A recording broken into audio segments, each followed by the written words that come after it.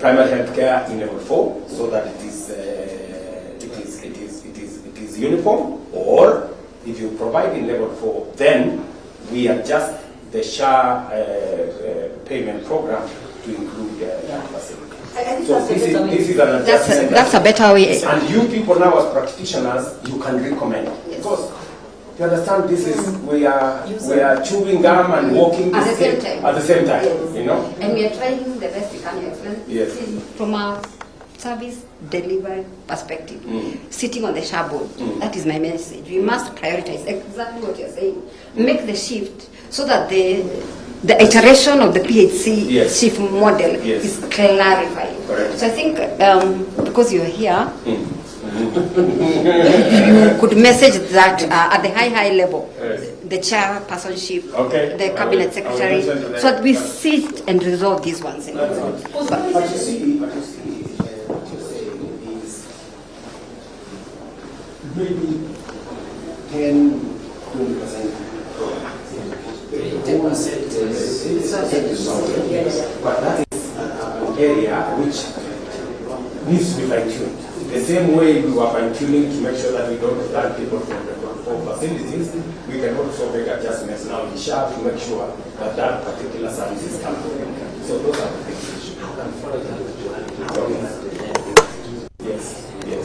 But you know, that kind of feedback is good. Not just to me, but also to the board as we improve the service. It's just 1 year of doing many things. You know, we are implementing this program. We are and no, she was worried because you said they called the police. So she can't be panicked at night.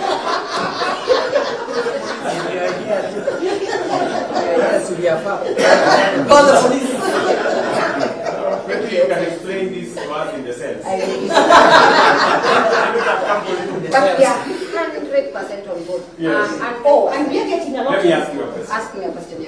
This facility. Yes, sir. Before SHA. Yes. How much money did you, if you compare the money today you get from SHA and the money you used to get from NHI?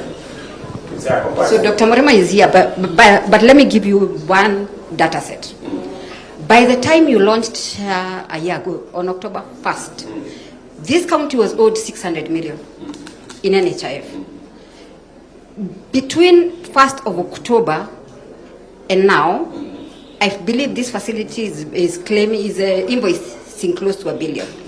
Out of that 1.1 billion, the hospital has already been paid 800, close to 800 million. So that gives you a perspective that actually it is working. And all that money, because Nakuru is the mother of FIF, all that money is plowed back into the system. So we are able to run our maternity unit here, which delivers more than 800 babies a month. We are able to run a cancer center, which does over 60 radiology sessions. We are able to run a renal unit. Daktari, where is Daktari? We have about 15 renal dialysis machines. So part of the question, answer, Your Excellency. Boss, it's really helpful. Yes. Your Excellency, since we commenced the SHA, we have lodged claims of 1 billion in this hospital and 77,000. We have been paid 815. We have a remaining balance of 300 million. That's for this particular hospital. But overall, we are owed about 450. Yes. But all the other facilities also have been paying portions of that money. Yes. Yes. All the other facilities. Yes. However, dispensaries, health centers, they now get their money directly. Yes. However, you are not able to access how much these level 2 and level 3 are owed. Yeah, but you know, then we have an account with each of them. Yes. So they should be able to, you should be able to aggregate from a central point, just for data. Yeah, but if you are to access that, the way you are doing with the level 4 and level 5, yes, better because of reporting. You have to keep on reporting revenues to the COB and so on. But for now, you're not able to do that. You have to wait for phone calls and all that. No. So what is the problem? DHA. You should work with DHA. Yes. So that they can help you. Yes. The DHA should be able to do it. Okay. The digital health authority. You're right, yes. And part of why we get killed, because you look in the news and see that, oh, this county has so many bank accounts, I don't know what, and wananchi wanafikiri ni pesa tunaiba. Part of it, as she said, Nakuru is the mother of FIF. We've had it since our speaker, that law. Each facility has its own bank That accounts. is correct. But now what I say, No. We want every facility we to are have trying its to own do that, and that has really because we are now facilities. sending money direct to every facility for the patients they see. But in the meantime, rest assured, Your Excellency, all our hospitals, all our health centers, all our dispensaries are receiving the reimbursement, and they are plowing it back. That's the key. Beautiful. Yes. We have grocery, trauma center. Grocery, trauma center. And what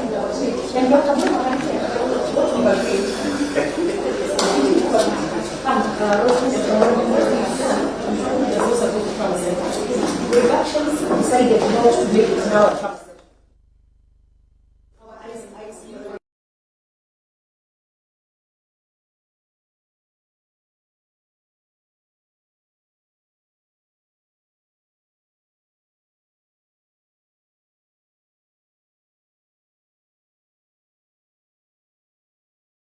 How you want it? Maybe the trauma center is still to the previous program. But one That's great. That's great. More like another work. So I already told Mario.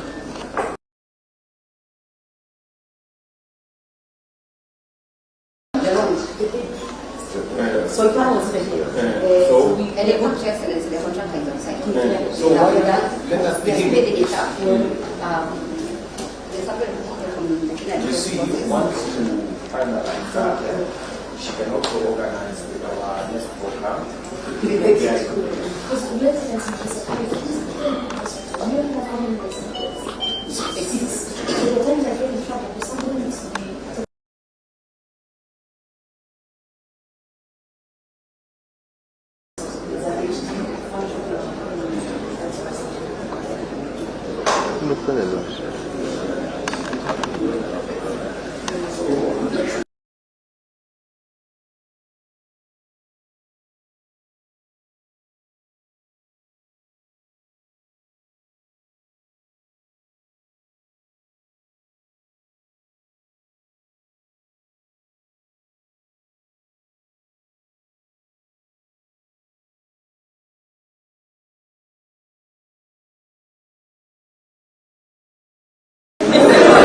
Okay, we are trying to see what we can do for your hospital. Thank you very much for doing the great job that you are doing. Yeah? That's it. Thank you. yes, but honestly, the share has and now this is big thing because usually you have a lot of hospitals well run but you don't have even a floor. So this is a game changer. I can tell you they're going to have a revolution. Definitely. I mean, I can feel it.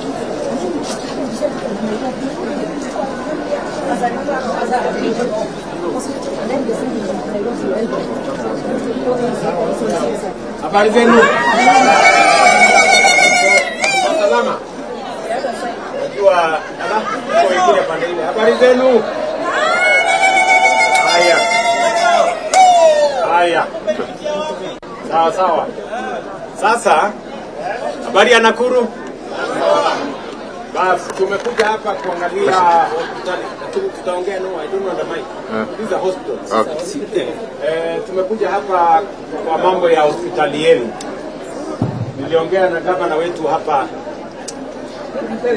Okay, bring the mic. Patient hapa hivi.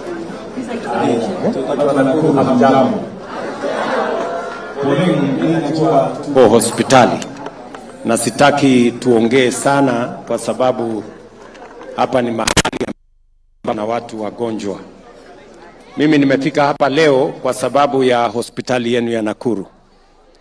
Mama Susan Kihika aliniuliza tuko na mjengo mkubwa hapa ambaye ilikwama, akaniuliza kama tunaweza kumaliza hiyo mjengo na tuweke equipment, na nimekubali, na hiyo mjengo sasa imeanza kukamilishwa. Tumetoa shilingi milioni 300 ya kukamilisha hiyo mjengo.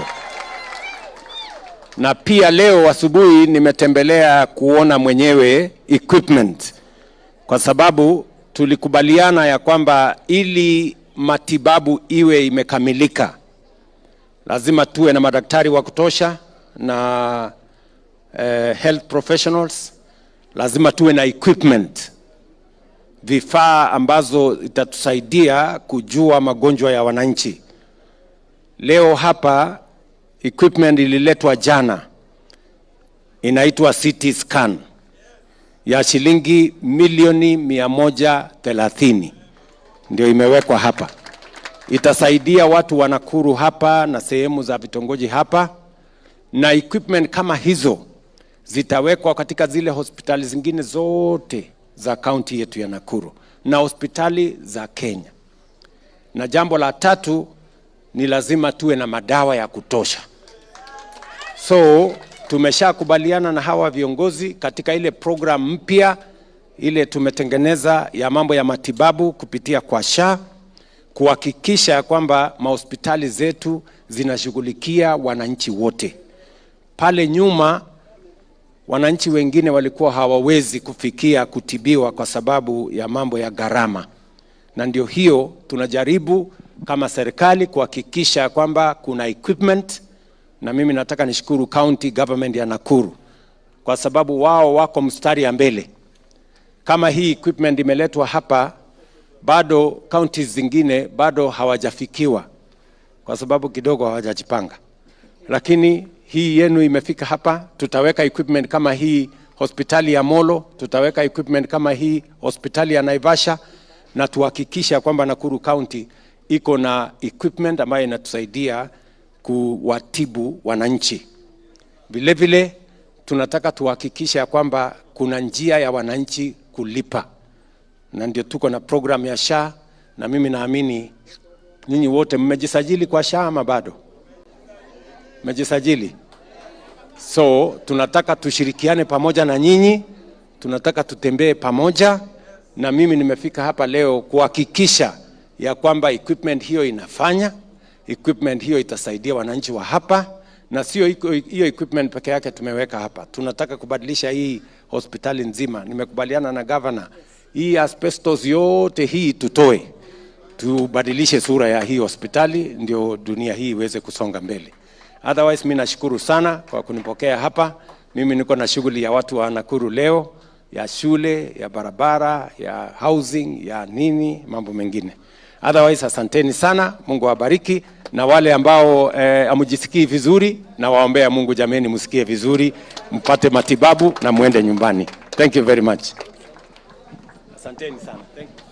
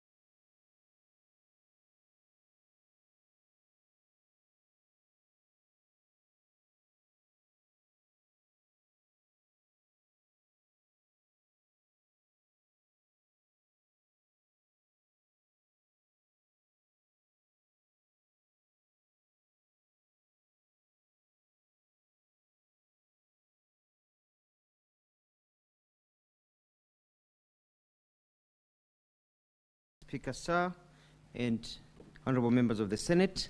I have a very comprehensive reply, but I'll try to make it, condense it, because it's a lot of repetition in terms of the facts. Let me start by giving a background, because it is important, because it will enable members to understand where we are coming from and also answer many questions asked. Mr. Speaker, the government of Kenya, through the Kenya Sugar Board, the Ministry of Agriculture and Livestock Development, and the National Treasury and Economic Planning, initiated a leasing model for state-owned sugar factories as an alternative to full privatization. This strategic decision sought to revive the struggling sugar sector, which has long been central to Kenya's rural economy and food security. Mr. Speaker, under this model, Nzoia, Chemelil, Moroni, and Sony Sugar companies were offered to private operators for lease. As you are aware, Mr. Speaker, they had ceased operating properly. The objective was to enhance operational efficiency, modernize production, and restore profitability to ensure long-term sustainability of the industry. The government, this is very important, Mr. Speaker, the government, mindful of the human and social impact of the restructuring, acknowledged that the transition could lead to redundancies among workers. Demonstrating its commitment to fairness, social justice, and compassion, it engaged the Kenya Union Sugar Plantation Workers, which is the recognized representative of employees, and entered into a memorandum of understanding on the 7th of May 2025. The MOU, this MOU between the government and the workers, provided a humane and lawful framework for managing the transition, anchored on the principles of dignity of labor, fair compensation, and industrial harmony. It outlined procedures for the retention, separation, and compensation of workers, and the payment of all accrued benefits in accordance with the law. Let me repeat that. All accrued benefits in accordance with the law, the payment. Key provisions in the MOU include, 1, that the person coming in, the lessee, will retain the current workforce up to 12 months under existing terms. So they're not walking in and firing people. For a full year, they retain the workforce. Number 2, after 6 months, the lessee is to identify staff for permanent retention and issue them with fresh contracts. Because definitely in any organization, there are people who really will not be adding any value to maybe the new work style, or maybe they have been overtaken by events.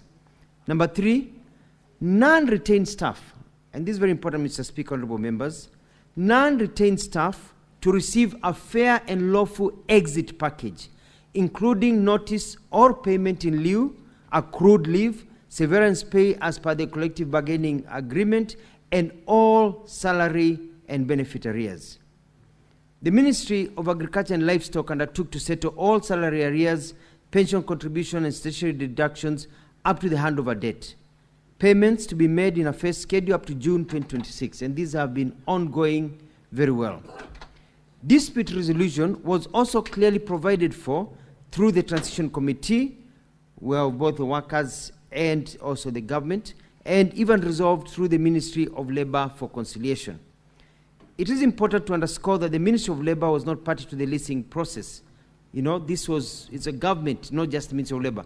Where we come in is to ensure that we safeguard workers' rights, ensuring that all actions comply with Section 40 of the Employment Act, existing CBAs, and the terms of the MOU. Mr. Speaker, let me proceed to question 1, now that I've provided a background for understanding.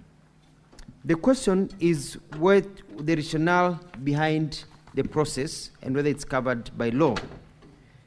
The ongoing restructuring process in state-owned industries is part of the comprehensive reform programs aimed at restoring efficiency, financial stability, and competitiveness among these corporations. Everybody knows in this country that the sugar industry had collapsed. Cartels had taken over. People had not been paid salaries for years. You know, farmers had cut down their sugar. So this is a government program to revamp the sector and provide economy and money to the pockets of the people of Kenya. The discharge of workers under this restructuring is guided by lawful redundancy procedures as outlined by Section 40 of the Employment Act. It provides safeguards to ensure fairness and transparency for effective workers. Now, part of the process that we have demanded at the Ministry of Labour as per the law is that, one, that the employer must notify the relevant union, its affected employees, and the Ministry of Labour of what they are doing. Has this been going on? Yes, in this case of Mumias. Number two, provide justification of the scope of the redundancy. Has this been done? Yes. Number three, pay statutory and contractual entitlements, including notice pay, accrued leave, and severance pay. Same, ongoing. The Kenya Union of Sugar Plantations, the recognized representative of the employers, had initially gone to court before this process where the MOU was agreed upon. The Ministry of Labour and Social Protection has a role to ensure that the redundancy process complies with Article 41 of the Constitution, Section 40 of the Employment Act, and the CBA in force. Mr. Speaker, we have to understand that the ministry does not have the power to approve or reject redundancies, because when anything goes to the private sector or to even the government sector, it is the employer who makes the decision, as long as the employer adheres to the set law. In upholding Article 51 of the Constitution, the ministry ensures fair labor practices are adhered to, and in addition, the ministry ensures that Article 43 is upheld through ensuring that dues owed to employees declared redundant are paid in full. In other words, human rights and rights of workers are upheld.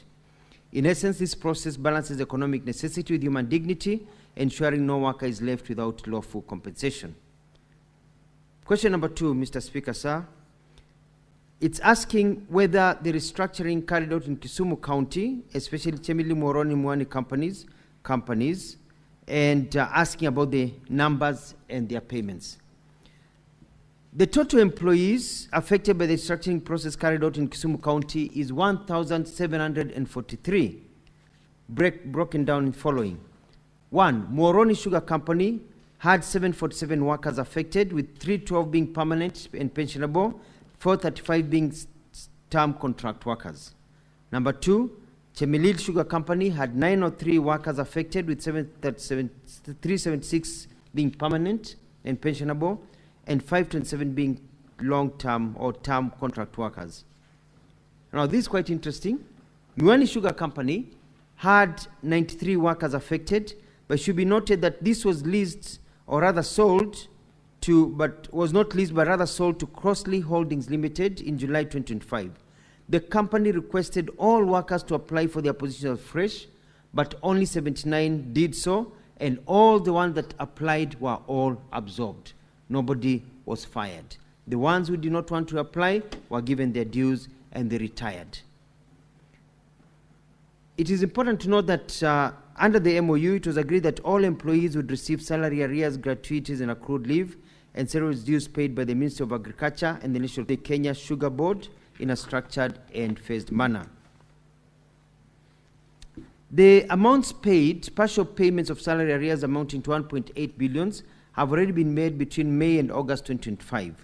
The balance, amounting to 3.8 billion, together with terminal bills and third-party deductions amounting to 50 billion, shall be paid in installments up to June 2026. The government is in process, and we don't have any dues that have not been paid as per the agreement. Question C, the third question, Mr. Speaker, sir. Whether we conducted any socio-economic impact assessment before approving the release, and if so, mitigation makers. The ministry did not approve or oversee the leasing process, and therefore did not undertake a socio-economic impact assessment. This was a baby of the National Treasury and the Ministry of Agriculture. Our job is to ensure that any process that is conducted after a decision has been made is in accordance with the Constitution and the law in terms of the rights of workers.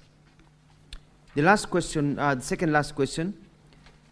What immediate program has the ministry introduced to reskill, redeploy, or otherwise safeguard the livelihoods of the affected workers? In accordance with the MOU, and this was also part of the discussion, all workers will remain in employment for 12 months, where 80% will be absorbed, the 20% nearing retirement, opting out voluntary, will be released with full compensation. Once a final list of retained staff is established, the Ministry of Labour, through the Director of Industrial Training, will collaborate with stakeholders to design and implement reskilling, retraining, and redeployment programs. These will empower affected workers with new skills and enhance employability in related sectors. The last question, Mr. Speaker, sir, how we are going to reconcile fiscal reforms with the constitutional duty of the Constitution for transparency, accountability, and responsiveness to prevent economic dislocation in counties. It is important to note that all decisions that are made in terms of relocating or folding or changing these companies and agencies and parastatals are undertaken by Cabinet, whereby Cabinet is able to sit down and look at the impact of movement of these organizations. As you have noted, Mr. Speaker, sir, the government is not winding down and closing parastatals that have major impact in counties. What we're doing is reorganizing, merging them to make them stronger so that we can have a government that is able to afford to run itself. I conclude, I submit, Mr. Speaker. Senator Beatrice Akinyi, do you have any supplementary questions? Honorable Speaker, having listened to the response from the CS, my supplementary question refers to the non-retained staff that at the end of the process are released back to their to the communities. What is the component of this full compensation you refer to? And is there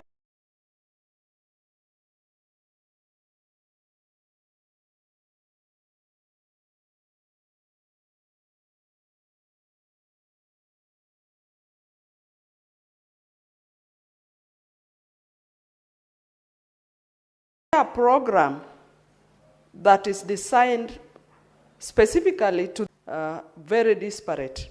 Honorable Speaker, thank you. Honorable CS, you may proceed to respond. Madam. Very disparate. Honorable Speaker, thank you. Honorable CS, you may proceed to respond. Thank you, Madam Senator. As much as possible, the ones who have not been retained have been the ones who are near the retirement age. But if there are others who do not fit and maybe cannot be held, because you cannot expect a company to just keep somebody and that person is not productive, because then you go back to the same cycle of failed organizations. They are being paid their full pension, they are being paid their salaries, they're actually being paid money to cover up for the amount of time they are supposed to have worked. So, you know, in lieu of their work time. So, for example, if you are released at the age of 40 and you are supposed to work up to the age of 15, you are compensated for the time that you have been let go. So it's basically you are being paid in advance for work that you will not do. So we had already factored that in part of the agreement to make sure that nobody is let out and then they wallow into poverty. So at times it is unfortunate that some people will get out, get the golden handshake, marry a second and third wife, a fourth wife, buy a big car, or go on holiday, as happens all over the country, and so they squander the money very quickly. One of the processes that we have done is, in terms of reskilling, is allowing some of these people who are out there who would like to come back to NITA and the TVETs to get new skills and get back to work. But they were not set out with nothing. They were let out with enough money to be able to live comfortably. I submit. Senator Boni. Thank you, Mr. Speaker.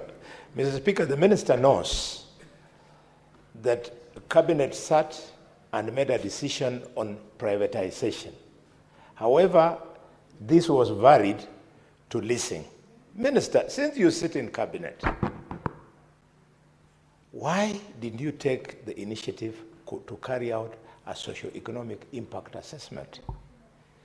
You have now visited our people, families running into millions of Kenyans with challenges that must be addressed by the government. Why didn't you take the initiative? Senator for Nairobi City County. Speaker, I used to hear this thing called all of government approach shouted from podiums. I'm surprised that the CS in his response is actually telling us that we directed the questions to the wrong ministry, that we should have looked for the CS for Treasury, who were involved directly. Because he sits in cabinet, I think he should supply some of the answers to the questions that we are raising. CS, you have a responsibility as a government to protect your people, to find employment for them. And those that you found in employment, to try and sustain them in employment for as long as possible, because they are breadwinners for their families. When you allow private entities, such as these lessees, to be the ones to exclusively determine who they need to continue working or not, you are abdicating your responsibility. How is it possible, CS, that the government has no role whatsoever in making those determinations in order to protect its own people? Thank you, Honorable Speaker. Senator for Tana River County, the Honorable Mungatana. Thank you, Mr. Speaker. Mr. Speaker, listening to the minister, he gave a figure of 1,743 people affected in these redundancies. And the senator who was asking this question was specific about Chemilil, Muhoroni, and Miwani sugar companies. Mr. Speaker, what this Senate wants to know is whether there was full compliance of Section 40 of the Employment Act. It appears to me that this minister was giving us big figures, 1 billion, whatnot, but he's not telling us whether there was full compliance. In fact, Mr. Speaker, he's saying that there might be future payments. So the first issue is whether there was actual full compliance. The people who are let to go, 1,000, those are a lot of people. How many were actually paid? And Mr. Speaker, you know, just complementary to that, of this minister to get those people reabsorbed into employment.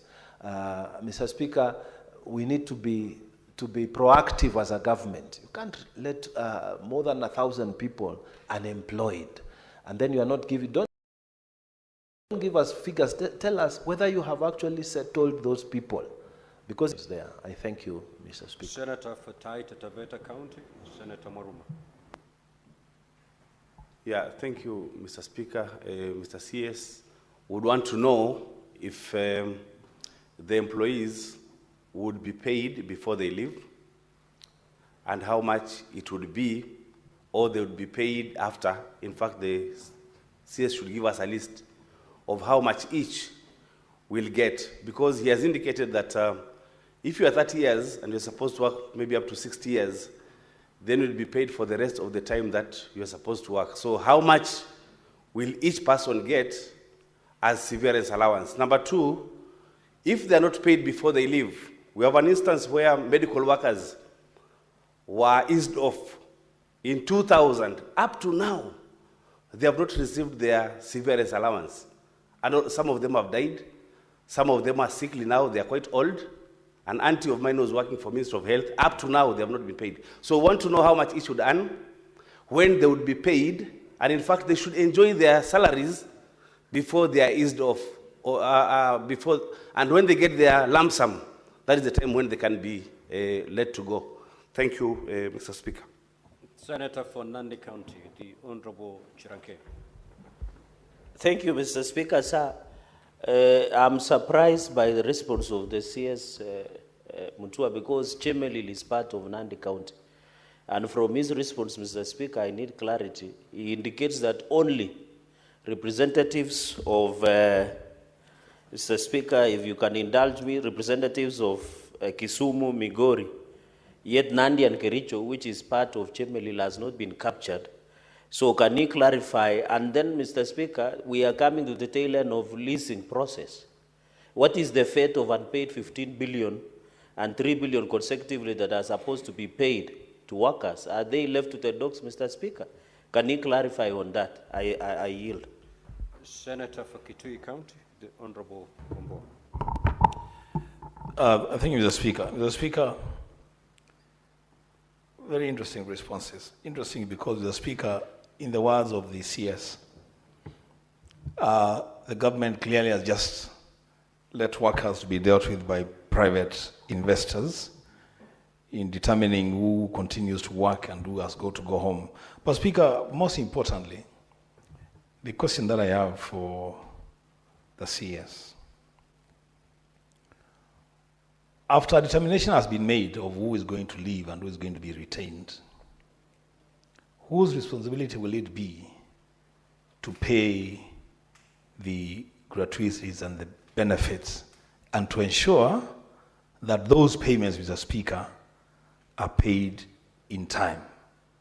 Because there is a gray area there. Who exactly is it that will ensure that these gratuities and the benefits are paid in time to the workers that will have to be let go? I thank you, Mr. Speaker. Senator Mbugua. Thank you, Mr. Speaker. I would want the Cabinet Secretary to tell this House the level of involvement of the workers' union in this engagement and also the involvement of the respective county governments, because this is a matter which affects the people in those counties. Thank you, Speaker. Honorable CS, you may now proceed to respond to those questions.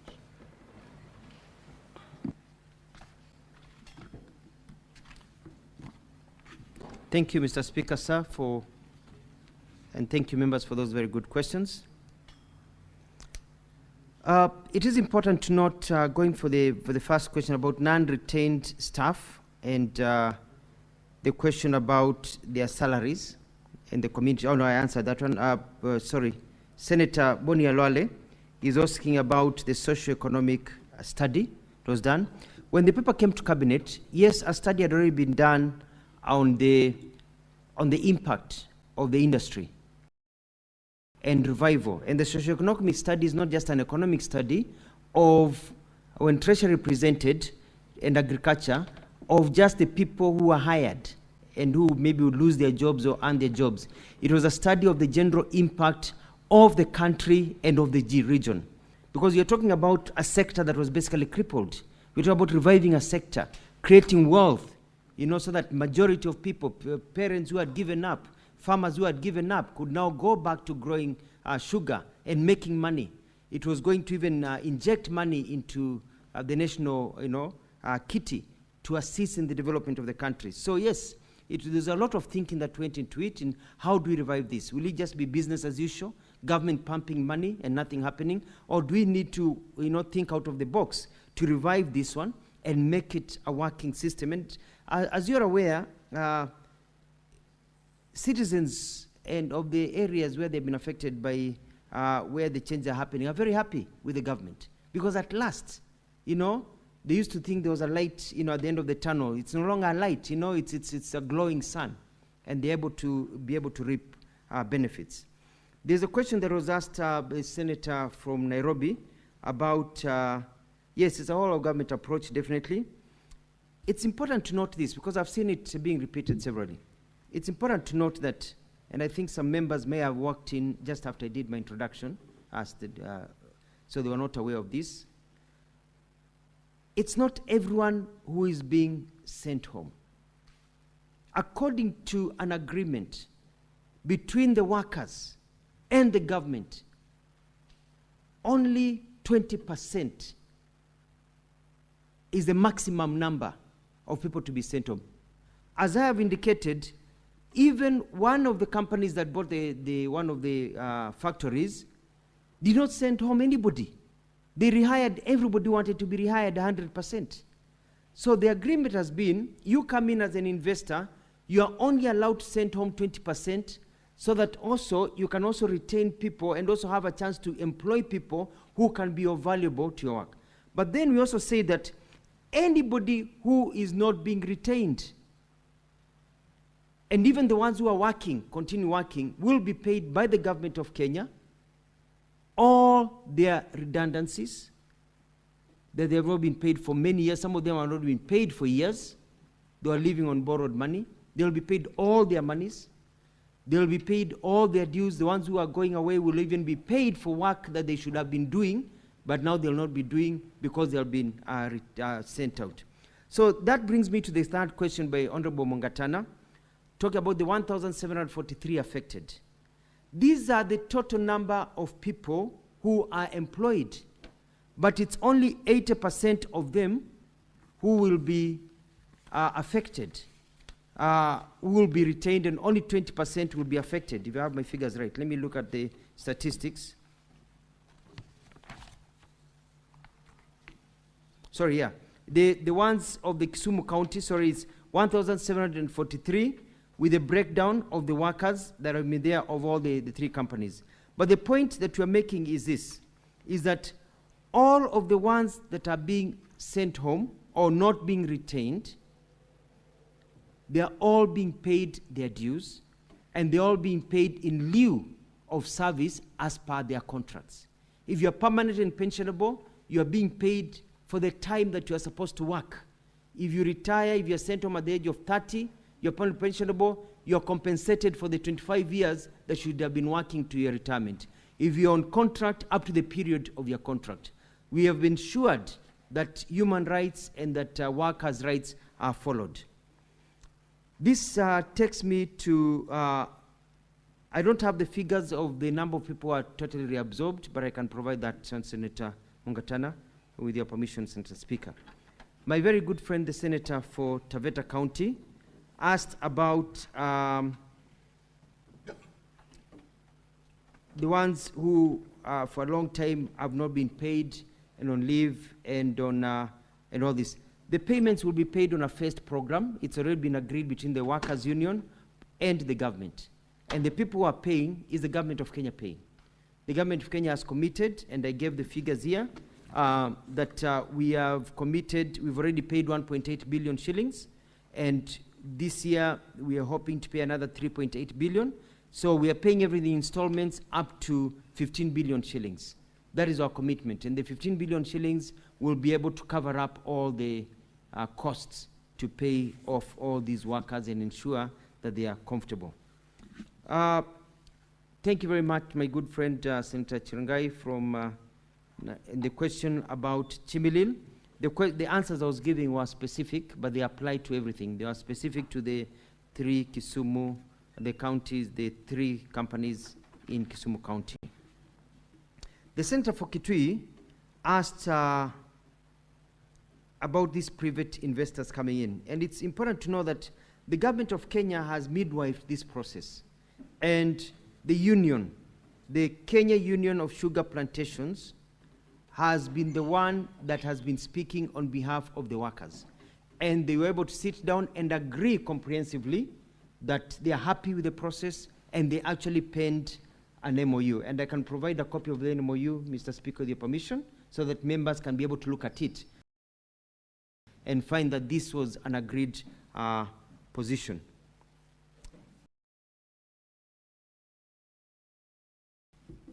I think I have answered any that has yet to be answered. It's because it's been answered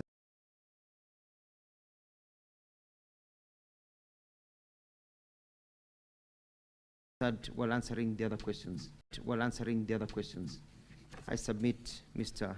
Speaker. Yes, we will terminate that engagement at that point. We will, Honorable CS, you may leave at your own pleasure. We will now move to question number 098, 103, and 117. These three questions are directed to the CS in charge of health. Clerk, you may usher in the Minister, the CS in charge of health, please.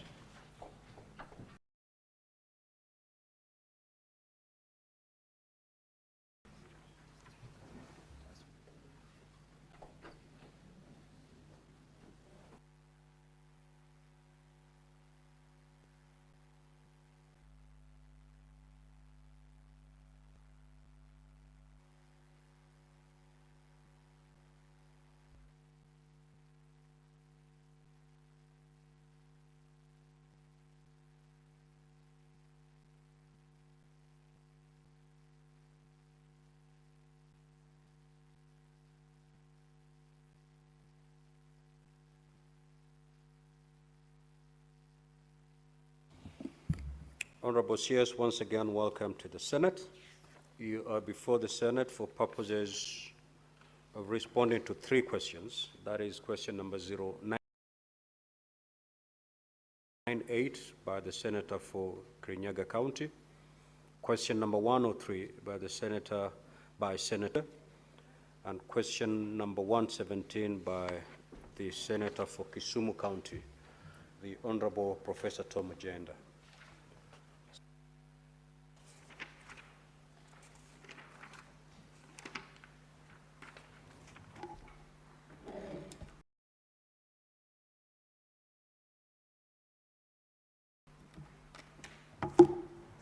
Question by Senator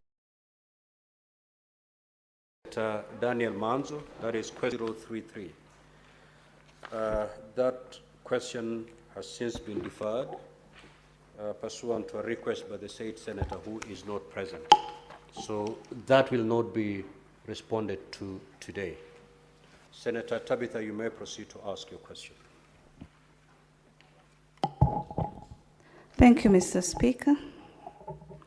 Allow me, Mr. Speaker, before I ask my question, just quickly, through our standing orders, that is Standing Order 51C5, to read, and it states, a CS, Cabinet Secretary, shall provide a physical or electronic copy of a response to a question at least 24 hours before appearing before the Senate.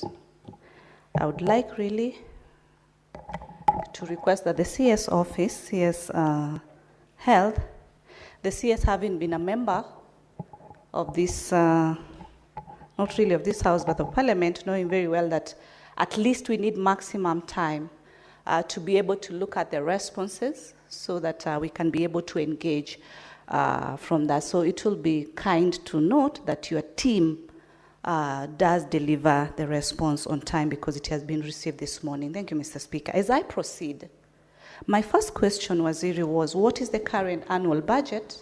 Senator Tabitha. Yes. Are you saying that since the response has been received this morning, you're unable to interrogate that response effectively? Is that your position? Or despite it having been received this morning, you're still comfortable interrogating the response? If that is the case, then you may proceed to...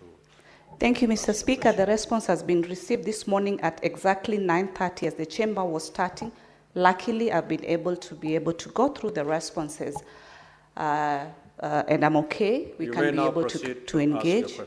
My first question, Waziri, is what is the current annual budget allocation for Linda Mama program and how these funds have been distributed across the 47 counties and public health facilities, including a breakdown of allocations for financial year 2024-2025 to date under SHA, or the Service Health Insurance Fund, that is SHIF. Mr. Speaker, the second question, has the benefit package of Linda Mama changed the following its transition under SHIF? And if so, what are the specific changes in coverage, benefit amounts for normal and cesarean deliveries, and eligibility criteria? Number 3, Mr. Speaker, what safeguards are in place to ensure that funds allocated to Linda Mama are used exclusively for maternal and child health services, and that indigent mothers, especially in rural and marginalized areas, receive full benefits without undue delay? And lastly, Mr. Speaker, what steps the ministry has taken to ensure access to Linda Mama services in under-resourced or understaffed health facilities, and how it is addressing barriers faced by mothers in remote and hard-to-reach areas under SHIF structure? Mr. Speaker, I submit my questions. Honorable CS, you may now proceed to respond. Thank you, Mr. Speaker and honorable senators. Let me, Mr. Speaker, first apologize, and I think it's on my side that going forward I will comply with the standing orders and provide the answers, not even 24 hours, but 48 hours. This I even had to raise with my staff this morning, and it's an oversight. It will never happen again. Honorable Speaker, on the first question, on why, what is the current annual budget, question one, which the senator has said, my answer is this. The Linda Mama program is not currently administered under the Social Health Authority infrastructure. While the program was instrumental in expanding access to free maternal care, it is important that it faced very critical challenges that necessitated a shift to a more comprehensive and sustainable model. And these were all anchored in the 4 laws that were passed by this House. These challenges, Mr. Speaker, included frequent financing constraints, budget cuts, delay reimbursements, significant access and equity gaps, especially for adolescent mothers without identification, and a benefit package that was not comprehensive because it was excluding critical maternal and newborn services like complications and the NICU care. And in response, Mr. Speaker and honorable senators, the Ministry of Health, through the Social Health Authority, has adopted a very comprehensive household coverage model to ensure all vulnerable families can access a broader range of essential health services. And that's why, as part of this strategic framework, the national government, through SHA and the Ministry of Health, is sponsoring 558,000 indigent households, which were identified through the State Department for Social Protection Enhanced Single Registry in order to access healthcare under SHA. And this is ongoing. Governors have come in, members of parliament, and many other philanthropists are coming in to support this program.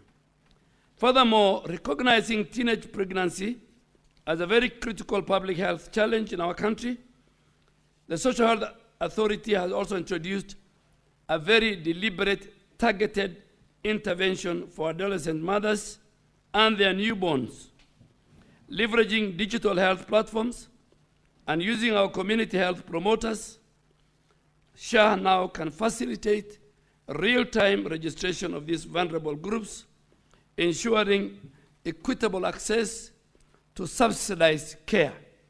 And I'm happy to report that to date, 22,000, since SHA came into being, 22,000 teenage mothers across our country have accessed maternal services free of charge. The allocation of funds now operates on a fee-for-service model where funds follow the patient via claims, and this has replaced the previous fixed pre-allocation sort of budget. Question B was on the benefit package of Linda Mama.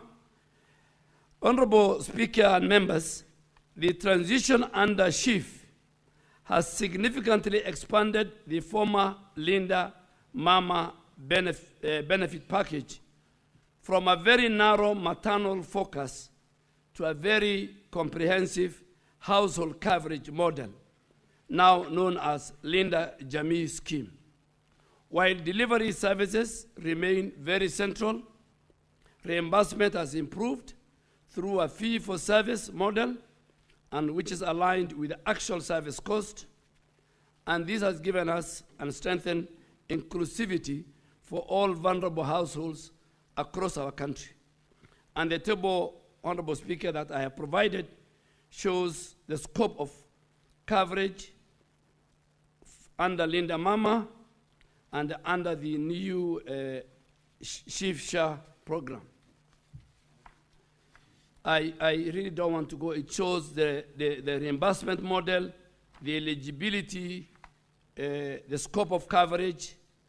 And if I pick on, for example, the scope of coverage, under the, before Linda Mama, this was limited to maternal health, ANC, formal, and C-section delivery at our primary network centers. But under SHIF and SHA, comprehensive household coverage, which include outpatient, inpatient, emergency and surgical care, chronic disease management, maternal and newborn care, including all the complications, is now covered under the Linda Jamii. If you look at the reimbursement model, Honorable Speaker and members, under the Linda Mama, there was a predetermined fixed rates paid by NHIF. There was, the fee for normal delivery was 2,500 for level 2 and 3, and 3,500 for private and faith-based level 2 and 3, and 5,000 for public facilities, and 6,000 for faith-based facilities and private level at level 5 and 6. C-section was Kenya shilling 17.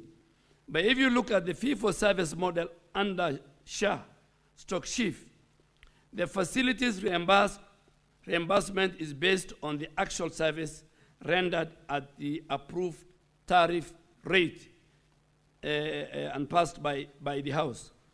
And then there's standardization of the reimbursement. Now, both faith-based, private, and public, women can have delivery, and SHA will reimburse 10,000.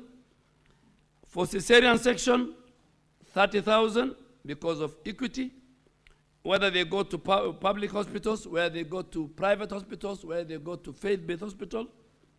And then eligibility is different.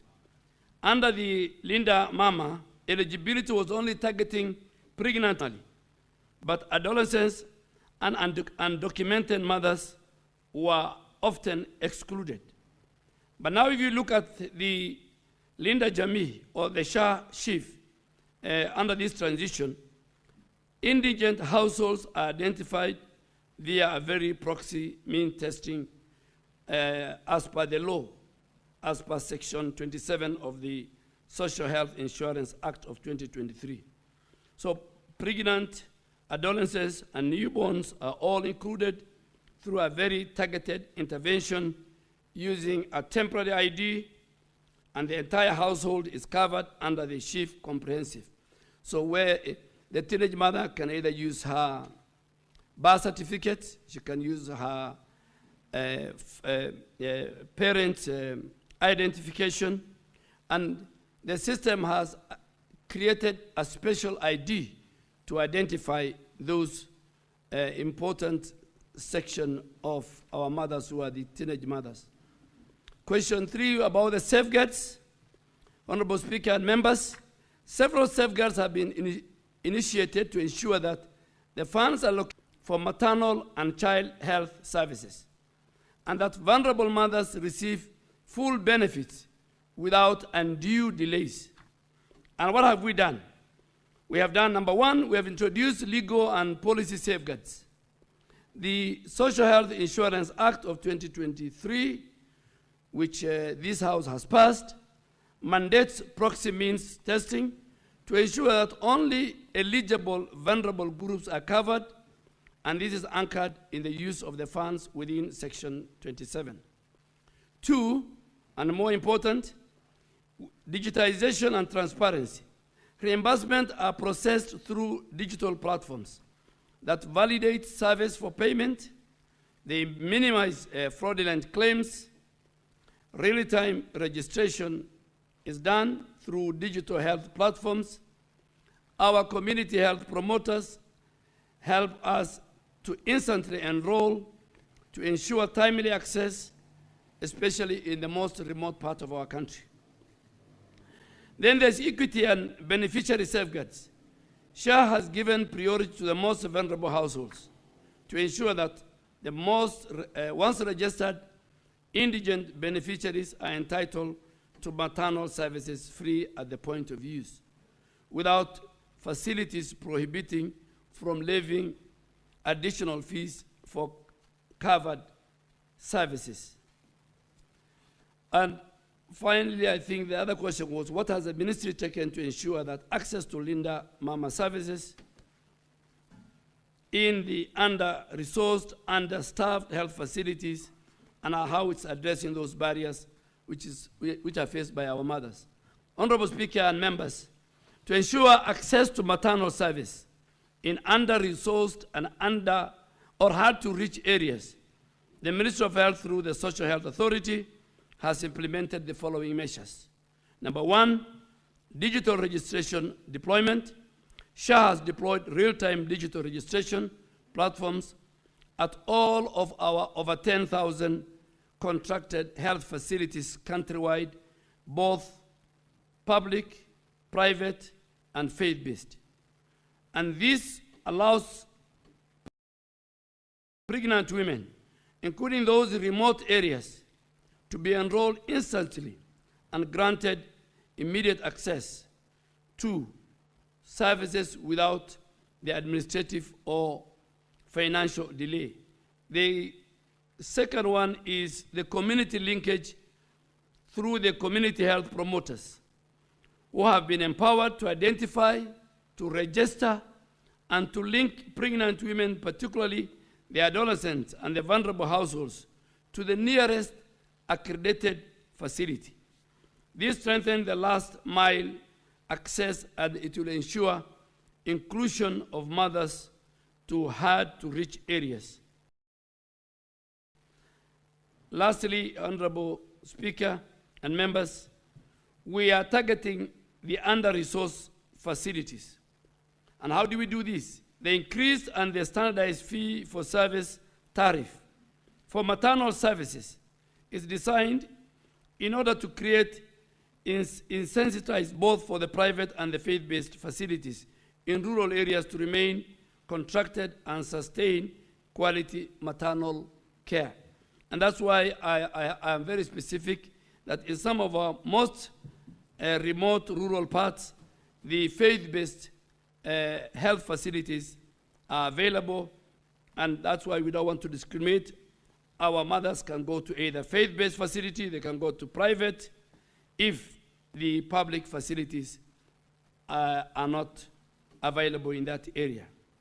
And then the last one is to provide evidence of the outcome achieved through the Linda Mama program since inception.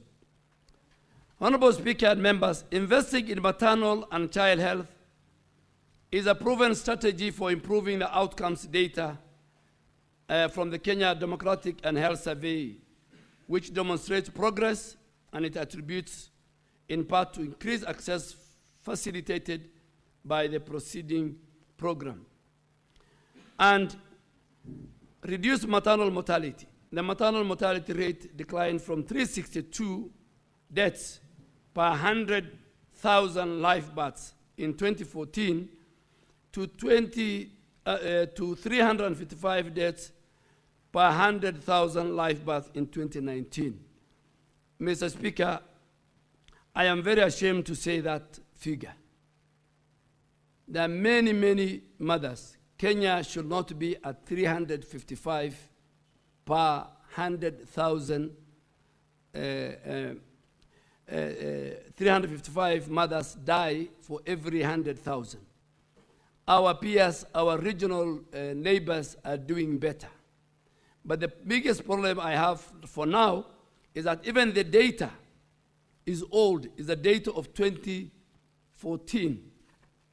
Now, what we have done at the Ministry of Health, we have decided to do our own in-house data. And we must ask this House and the whole country that it should not be business anymore, that we can talk of maternal mortality rate of this figure. Mothers, when they walk to facilities, they are not patients. When they walk to facilities, they walk to facilities to go and give life. It is immoral, it's unconstitutional, and I think it is not acceptable for us to have this kind of high maternal and child death in our country. And I think at the highest level, from the presidency to the ministry, to the houses of parliament, to the leadership, all of us stakeholders together, we must discuss this openly. And what we are also trying to do now, that we have digitized our healthcare system.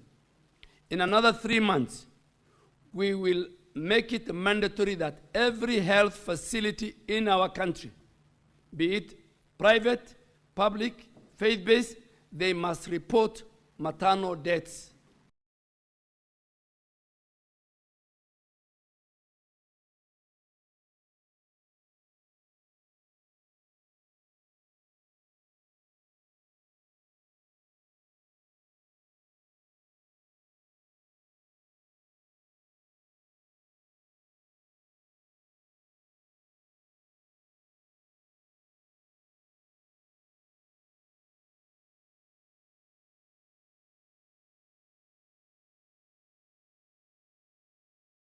And child deaths on a daily basis through a dashboard. Lower the...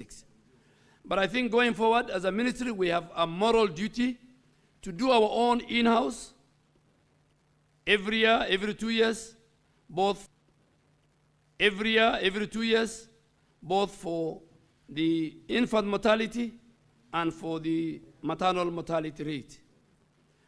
Of course, there is improved service utilization. The percentage of women attending at least 4 antenatal care visits in our country has increased from 52% in 2014 to 60% in 2019, indicating improved access. But when I walk around counties to do the SHA rollout, a number of leaders are not agreeing with this figure, and I agree with them, because the data is old. The data is maybe 5 years, 6 years, 7 years. So we need to find out the correct data. And I am ready, willing, Mr. Speaker, I have set up a committee led by the Director of Medical Services, Dr. Amoth, to make sure that we get the right data. How many of our mothers die? We want to make it a mandatory that every health facility reports maternal and child deaths in our country. That is the questions for Honorable Senator Mutinda, Your Excellency. Thank you. Senator Mutinda, do you have any supplementary questions? Mr. Speaker. Bwana Waziri, thank you for your responses. And I want to agree with you that there is no single mother who becomes pregnant and wishes to die or even lose their child. I'm happy that you also note that. Now, I sit in the Committee of Health, and yes, Mr. Speaker, through you, we've really been visiting different counties, and recently we were actually in the Eastern region, and I want to agree that, yes, when we ask the question of if SHA is working, the response is that SHA is working. I want to narrow my follow-up questions, Bwana Waziri, to part C. When I asked about the issue of the funds, your response specifies and says that Chief Act 2023, Section 27, has taken care of that. But when I look at Section 27, Bwana Waziri, it is much more on the contribution of chief. I would want to know, Bwana Waziri, of the measures that have been put in place, that there is a follow-up from SHA that ensures, you've explained that Linda Mama is not in place, but it has been substituted. What is SHA doing to ensure that there is a follow-up of these funds specifically for Linda Mama? At the same time, the issues of capacity building, Mr. Speaker. Waziri, you've talked about digitalization and transparency. I have noticed, yes, your team is on the ground doing the digital registration. especially to these young teenagers under 18 who have no national ID, put in place to ensure that even the young mothers who are not aware that they can actually get these services, they can know that these services are, that there is that.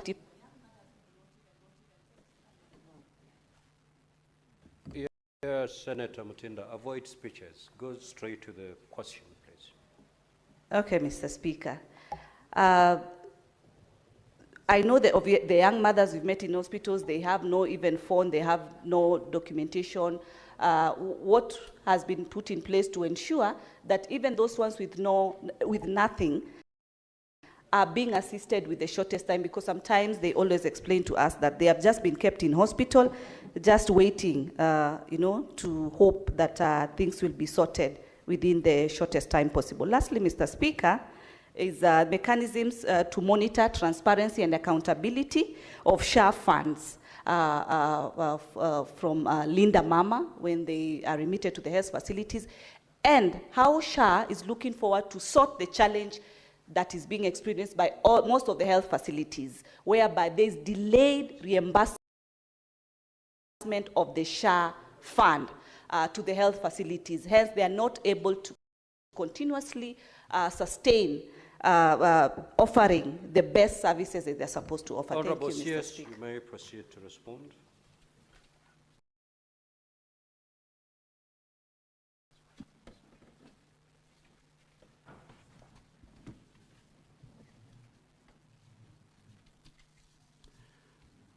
Honorable Speaker and the members, the current Linda Jamii budget is 900 million.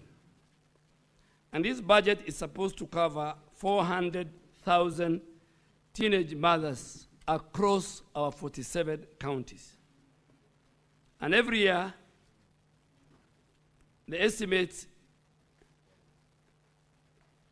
different counties, the estimate is about, we have in our country about 400,000 teenage mothers.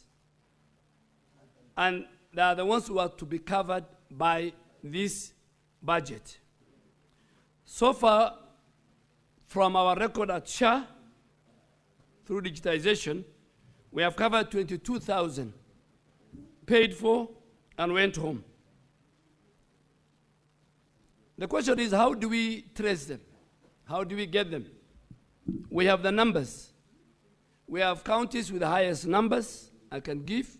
We have counties with the lowest numbers. County like Kakamega, Kilifi, the highest numbers. What are we doing to make sure we mobilize? We are talking to governors, we are talking to leaders, both political, church leaders, and we are mobilizing a very robust registration of teenage mothers and going with all our county governments. Everywhere we go, we give them the numbers, and we tell them, these are the numbers of teenage mothers who exist in this county. These are the numbers who have visited health facilities and who have accessed this free service. Please help us mobilize. We are using our community health promoters, and we are even urging the House and the leaders to make sure that all of us together, we are not promoting it, but we have no choice. They are our children, and we must protect them. So, including the leadership here, we really want to make sure that we increase our number from the 22,000 teenage mothers who have already accessed and cover all the 400. To date, Honorable Speaker and members,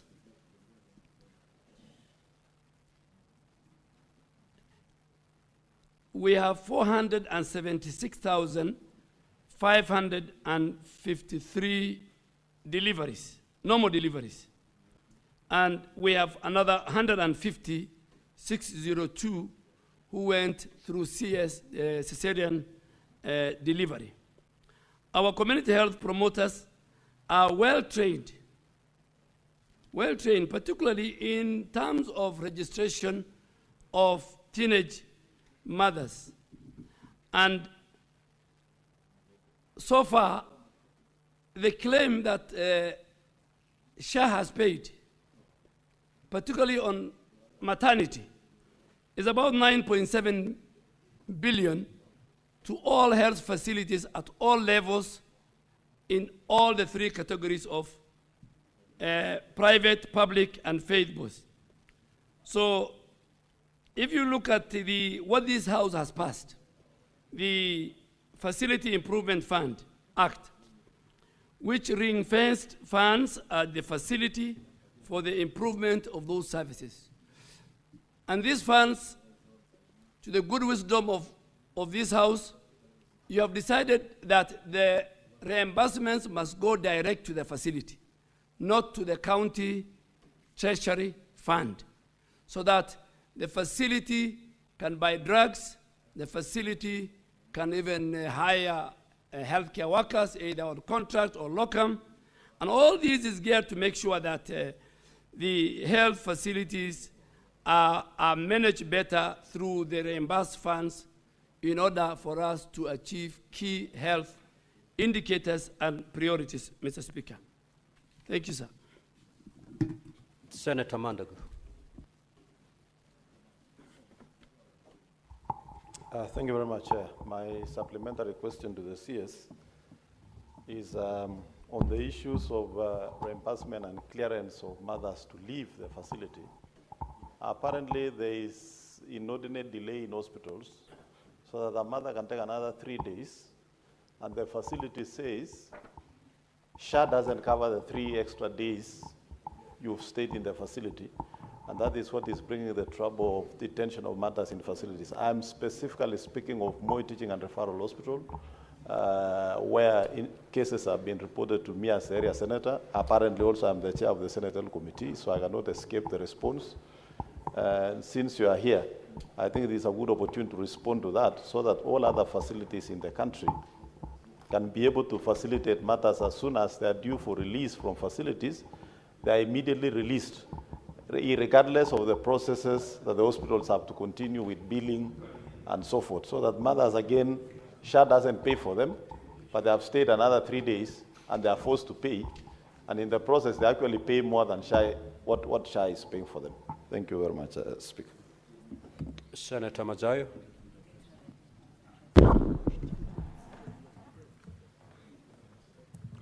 Asante mstahiki Spika. Mstahiki Spika, swali langu kwa waziri wa afya ni kwamba kulikuwa na masikizano ama mkataba hapo awali ya kwamba wagonjwa watakaokuwa wanajiwasilisha katika hospitali za kiwango cha kwanza, cha pili na cha tatu, yaani level 1, level 2 na level 3. Hawa wagonjwa hawa ama kina mama wanaokwenda katika zile hospitali ilikuwa watapata matibabu ya bure, ya kwamba wakiingia pale watapewa matibabu na alafu wataenda zao nyumbani bila kulipa chochote, wakati wakiwa wao ni wasajili katika yale mamlaka ya afya ya jamii ambao ni SHA. Sasa nauliza, ni kwa sababu gani bwana waziri, katika ule mkataba ambao ulikuweko baina ya mamlaka ya afya ya jamii ambao ni SHA na vile ambavyo ulipeana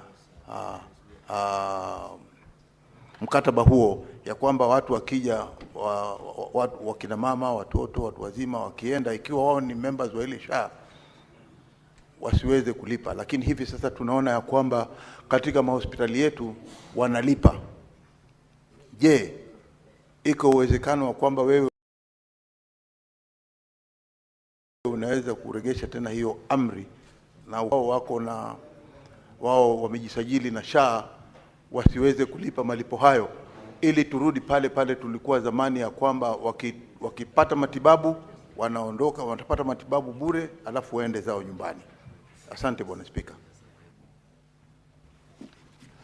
Senator Aaron Cheriot. Now, honorable senators will know that question number 116, which is the next question after this. essentially deals with matters surrounding SHA. So you may want to hold on some questions and ask them when we are dealing with that particular question. Mr. Speaker, if that is a guidance, then I follow your guidance. Thank you. Thank you. Senator Shakila. Thank you, Mr. Speaker. Mr. Speaker, my question is regarding SHA. We know since SHA took over, it has been facing a lot of challenges. Senator Shakila, I Yes. have just said that we will be moving to interrogate matters SHA. So I'll do that. I thought you You'll gave get me an the- opportunity at that time. Okay. Senator Boni.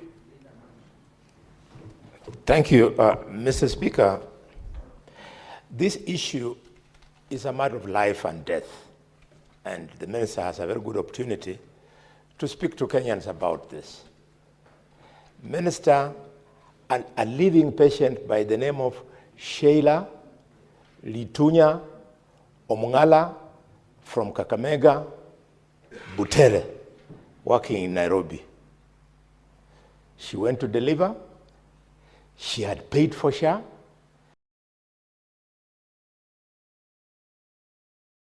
She's a small mamamboga in this town and whatever. She had done her part. But at the end of the process, she was faced with a bill of 51,000, of which thankfully SHA paid around 400,000. The remaining 200,000, they told her, you must pay. Minister, this is the elephant in the room. When a poor woman like that who had played her role, she had paid. She then has to pay 200,000. Then they can't say SHA is working. Because these are the same women, when she was delivering her first and second child under Linda Mama, she just went, delivered, and went back home. But in your case, she's being challenged, despite being a member, you must pay. I want to thank the Senator of Nairobi, because I had to use his office to get to social workers for me to get that bill to be waived. Not many patients have access to us leaders. What is your so, question, Minister, my question. Senator Boni? Yeah, I had to pay it because I feel a lot of pain about Litunya. I share your pain, but yes. Go straight to the question, Senator. So, Minister, the question you must answer for Kenyans, this extra bill, which SHA expect people to pay, why don't you accept that it is a statement of a failed system of funding, and therefore you rework it so that patients, my dear brother, can enjoy in the same manner they were enjoying under Linda Mama. When you convert Linda Mama into Linda Jamii, that is fraud, because in Jamii, people, and Dr. Moth is there, some of the people in the Jamii have got backache, some weird things, but delivery of mothers is a serious emergency which is life-threatening. You've just told us about the 355 women who die out of 100,000 people. That should not happen. Governor Wamatangi has shown you the way in Kiambu. He has sustained 8 months without a single maternal death. It's doable. And because my younger colleague is there. Senator Beatrice Akinyi.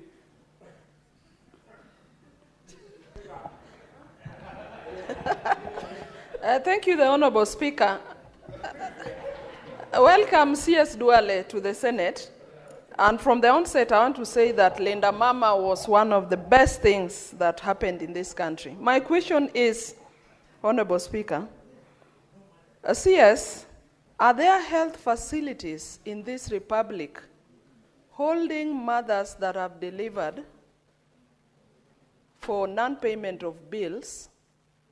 And what is the policy of the ministry? Because the ministry is the custodian of the sector's policy. It is sad that there are children who have to spend their first days in hospital because their mothers or their parents or their guardians cannot pay bills. Thank you. Senator Nabwire.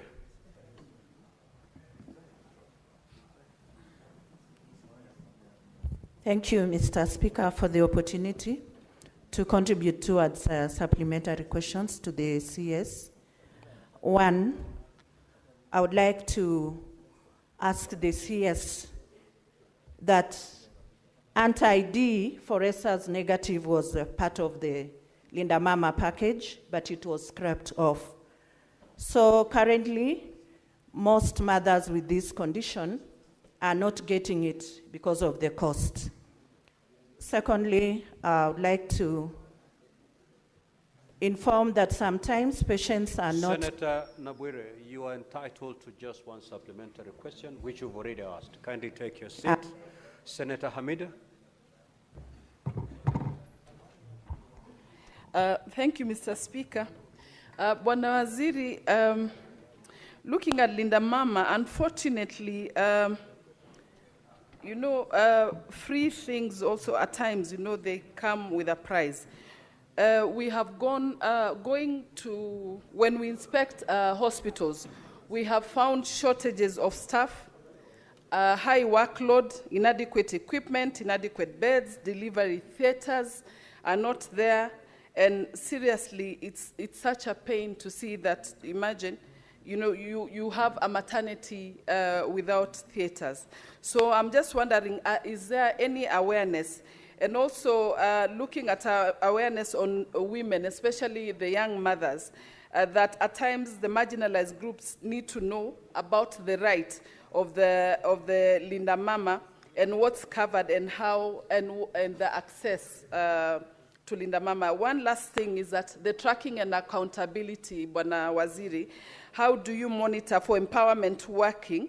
How do we link that monitoring of these programs to outcomes, looking at maternal mortality? Bwana Waziri, I had a motion here in Parliament on postpartum depression, mothers on mental health. And I think my motion went through, and so I think the hospitals need to have a wing for postpartum depression, Bwana Waziri. What we found it very fun is that we've gone to many hospitals, found mothers who have given birth, and they're... Senator Hamida. Yes. You have asked... Many questions. Kindly yield. Senator Chirenge. Thank you, Mr. Speaker. Mine is Waziri Duale. Welcome and thank you. You are doing a good job. My question will be very simple, Waziri. This transition from Linda Mama to Linda Jamii, did we at any point lose the package of Linda Mama as you transit to Linda Jamii? Can you give us the package so that you debunk the street political fraud by Senator Kalwale so that Kenyans, this is the only forum. We don't want Senator Kalwale to go to Malinya and mislead people that shifting from Linda Mama to Linda Jamii is a fraud. You have the opportunity to shine, Waziri. I yield. Senator Meth. Thank you very much, Mr. Speaker. Sir, mine is actually related to what Senator Akinyi asked. And I saw the maternal deaths report, and Nyandarua had the least maternal deaths report in the entire Republic. But my question was, Waziri, since most of these facilities that we have are run by county governments, my question is, in terms of detaining mothers and their newborns, is there a policy in the ministry as to how long a mother can be detained in a hospital because they're not able to meet their bill? Senator Mungatana. Mr. Speaker, thank you, and thank you, Waziri, for the good job you're doing at the ministry. Mr. Speaker, we pay 2.75% of gross with a minimum of 300 shillings, or means testing is done, and we pay 2.75%. Now, this is what Kenyans are paying. The question I wanted to ask you, Mr. Speaker, through the Minister, through Mr. Speaker, is that in this country, we have many other African nationalities who are living here. And maybe part of that report of deaths includes the nationalities who are living in this country from other African nations. I represent this Senate in the Pan-African Parliament. And the question is, are people covered, those who are not paying, like those who are not paying SHA now, are they covered in this Linda Jamii? What do we do with them? How do you take care of the Congolese, the Zambians, the Ethiopians, and everyone who is living here? Your system of registration says *.147#, and if you go down, the next is your ID number. These people don't have ID numbers. What do we do with them? They are with us here. They are still going to give you those maternal deaths. What do we do with them? What is the stand of the Kenya government on this matter? Thank you, Mr. Speaker. Senator Nyutu. Thank you, Mr. Speaker, for the opportunity. And allow me to just remind Waziri that the duties under the ministry that he has are very massive, Mr. Speaker, because you can live without an education. You can actually live, you can actually borrow some food from a neighbor, but you can never borrow health from a neighbor. You cannot live without good health. Mr. Speaker, I'm just trying to tell the CS that he would do better to work more than he does politics. That having been said and done, Mr. Speaker, I want to ask the CS, he has in his response about Linda Mama, he has said that they transited from Linda Mama to Linda Jamii. And one of the benefits that according to the response by the CS, one of the benefits then becomes, Honorable Minister, what is the ministry doing to see to it that there is prevention of teenage pregnancies in order for us to do prevention, because we have always been told that it is better than cure? That's my question, Mr. Speaker. Thank you. Senator Gataya, more fire. Honorable Speaker, my question is very simple. What is the fate of thousands of Kenyans who cannot afford to pay SHA for themselves? Honorable CS, you may now proceed to respond.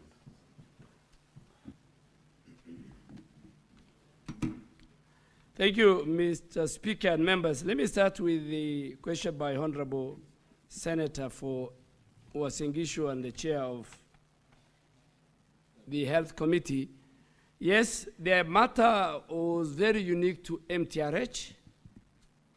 That issue we have resolved. Those mothers who had, mainly they had no IDs, and but we made our own internal contingency, and SHA has paid, and we have told the CEO and the current leadership at MTRH that that should not happen again. The question to my former colleague and senior Senator Boni Khalwale, and Senator Boni Khalwale, I will not take the advice of the Senator for Nandi, because I'm here to answer questions from senators in either form. Senator Boni Khalwale is also a medical doctor. I think the case you have mentioned first must be a very complicated case of delivery for it to reach that level of 600,000. So that was a very complicated case. And SHA covered 60% of the bill. And this must be very clear. Even during the NHIF, there was no full coverage for NHIF. So SHA will cover the bit that is required by law for SHA to pay. There's nowhere where you have to pay 100%. I mean, even myself talking, I have patients. And if the bill is $1 million, SHA pays 700, then the other 300 is an obligation on the part of the family members and relatives of that patient. So, and I think we did our bit. If I go to Linda Mama, first there's no Linda Mama that exists. A transition was done, a more comprehensive, better Linda Mama is now anchored in SHA. And Honorable Speaker, I said it when I was answering the question. And in the answers that I have given to the Honorable Senators, if you look at it, there's a table. And I'll give you an example. Linda Mama, for level 2 and 3, were paying 2,500. For level 4 and 5 and 6, it was paying 5,000. And in fact, there was no equity. They were paying more for faith-based and private, and less for public. The highest they have paid for cesarean was 17,000. Today, under SHA, it's more expanded, more comprehensive. Any delivery that takes place in our country, if you are registered under SHIF, SHA will pay 10,000 from the 2,500 of Linda Mama. So Linda Jamii is paying 10,000. For cesarean, we have moved from 17,000 to 30,000. That is progressive. And it covers comprehensively.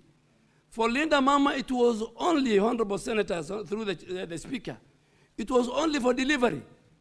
But for Linda Jamii, it is everything, surgical, anything that that mother and her child will require, even the treatment of post-delivery. Under Linda Jamii is very comprehensive. I have given the data, and you can look at it. 2, it was budgeted, so the budget was not predictive.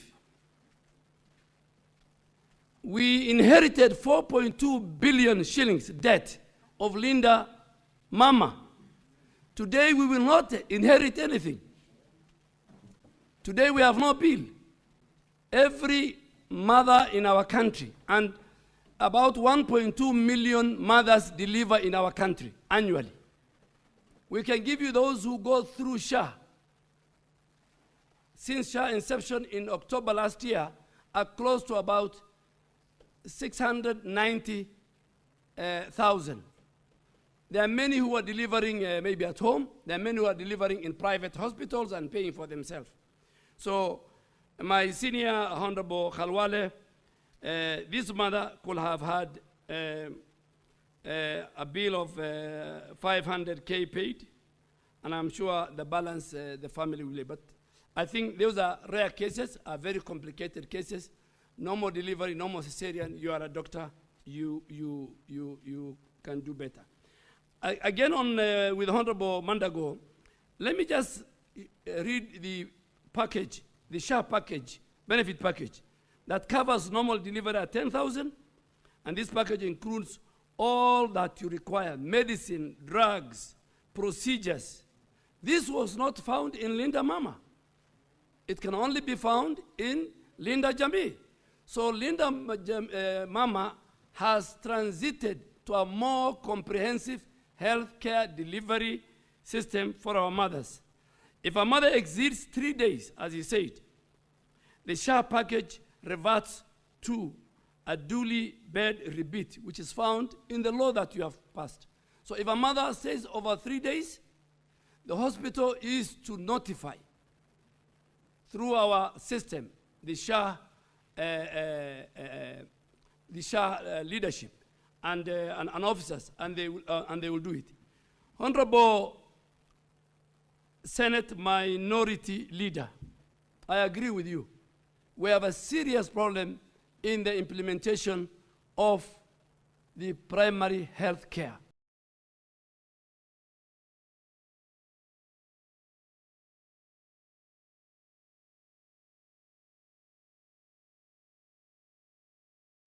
Fund. Our level 4 sub-counties, Kenya outpatient, Kenyans, all they need to do is to register as SHA members. They don't need to pay, because it is paid by the exchequer. It's paid by money appropriated by Parliament. But we have incidents in few counties, and you have heard many times the president talking about it, where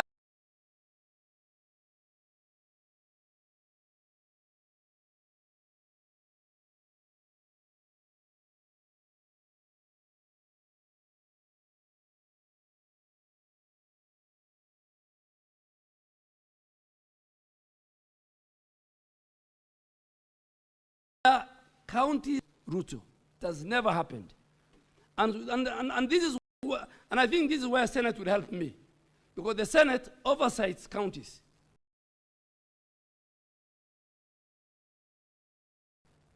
Senate oversights counties. The Senate Health Committee should go and do a report and identify. And we are ready to give you. There are 2-3 counties we have found out, and we have told them, and what they're doing is criminal. It's criminal, it's against the law that you have passed. To Honorable Kalwale, I don't know whether it was you. The maternal mortality figures you are giving for Kiambu County is not correct. Yes, it's wrong, and I think it's good you withdraw it. And I am ready to provide. There are many mothers who died, particularly when doctors were on strike.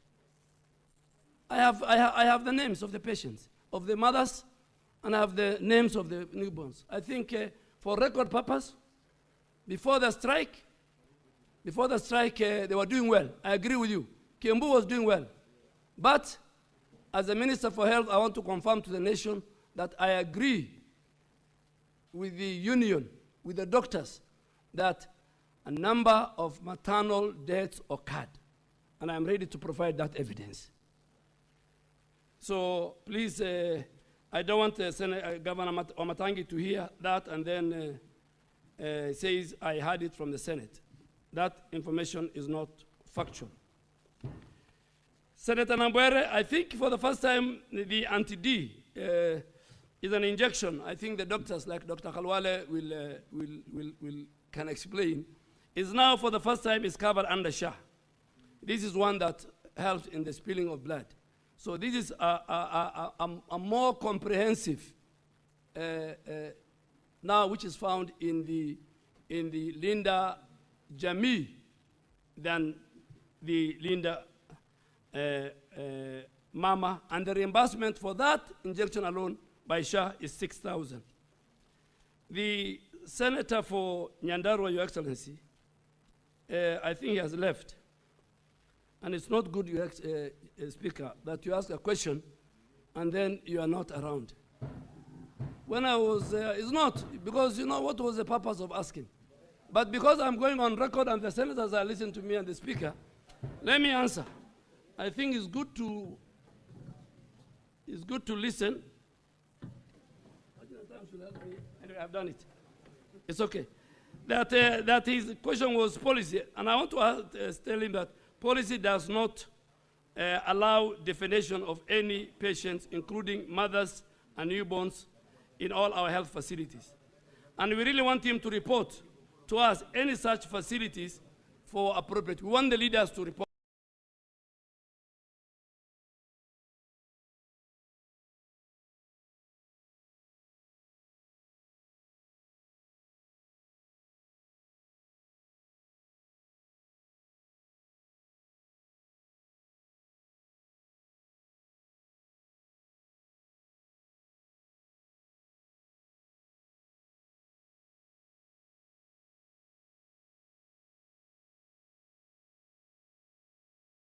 To us, and we have a package.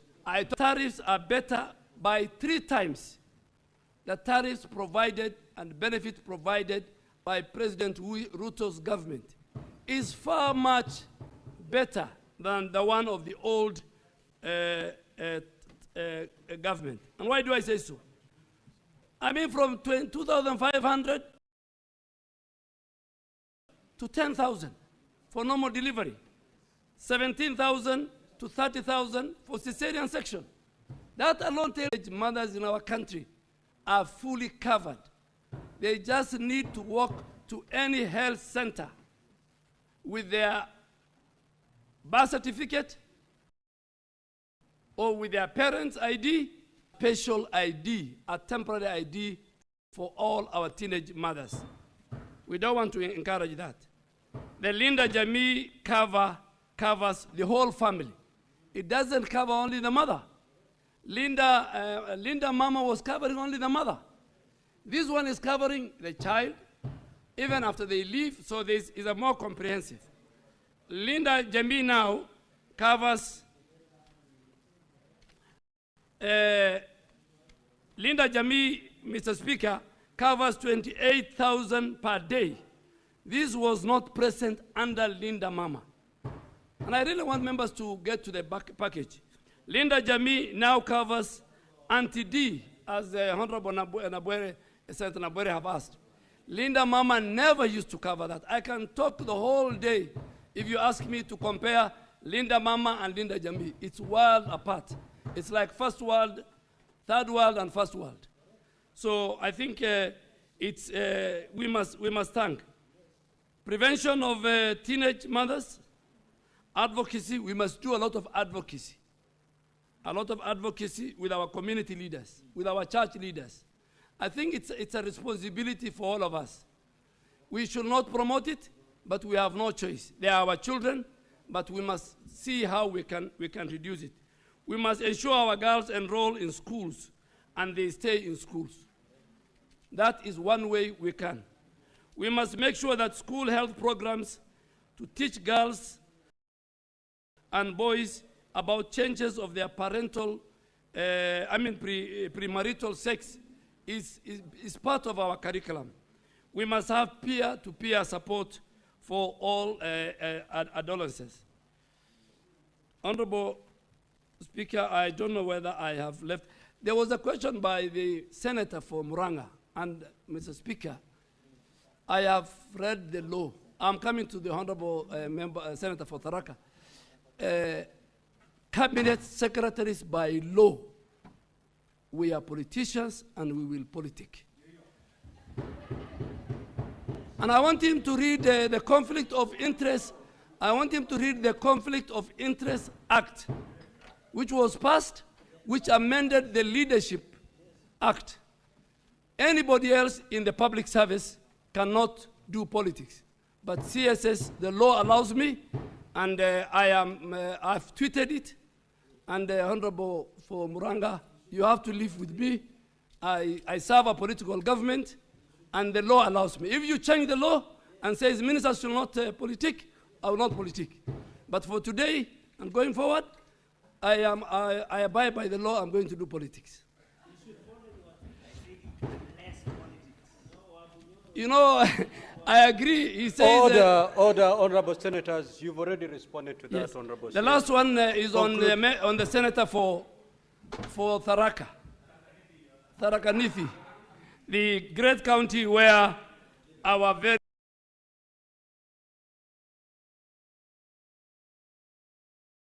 able and intelligent deputy president comparison. I have a lot of respect for the former deputy president, but I'm just talking about the current deputy president senator. Those Kenyans who cannot pay is a very good question.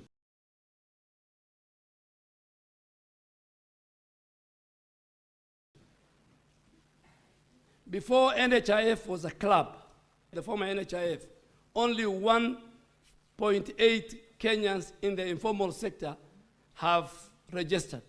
Today I want to report in barely 1 year, because we are about to celebrate 1 year of SHA, over close to 1 million Kenyans in the informal sector have registered SHA.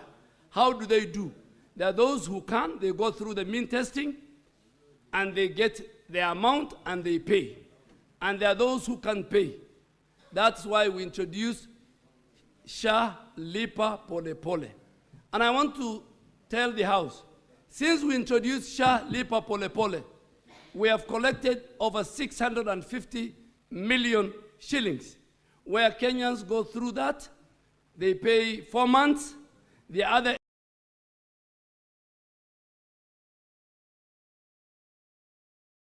8 months, they pay through SHA Lipa Pole Pole, either daily, weekly, monthly. And Kenyans have embraced. As of last night,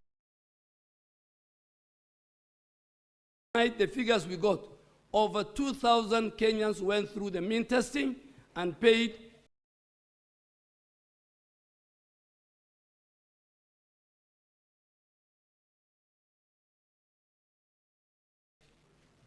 and through the SHA Lipa Pole Pole. So it's growing. The budget itself and the senators and the speaker are paying more so that the lady in the market, the boda, the people at the lower level of the society can pay less.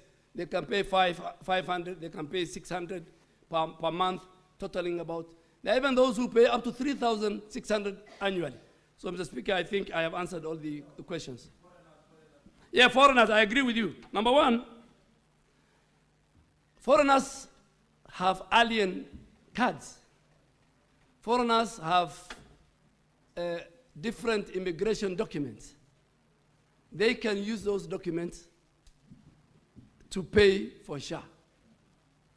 The United Nations High Commission for Refugees have signed an MOU with the SHA, and they have brought their people on board, all the refugees, to join SHA. So alien cards are allowed. They can go walk in and pay cash. They don't need to go through the system. And they can use any of the documents, because they must be using a document to stay in our country. They cannot just be in our country without a document. So the document that they will use can be valid for SHA registration. But the one you have seen, Honorable, my neighbor, Senator Tana River, is the one that is only meant for the people of Kenya.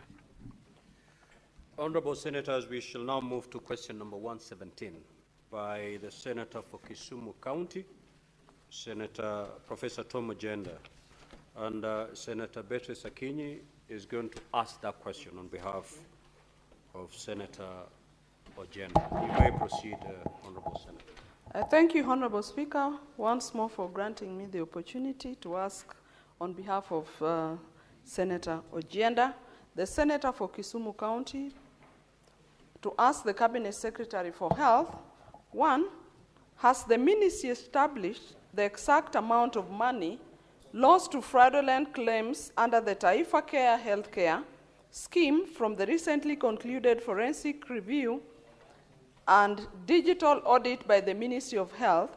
And if so, could the Cabinet Secretary disclose the amount and outline the steps being taken to recover the lost funds?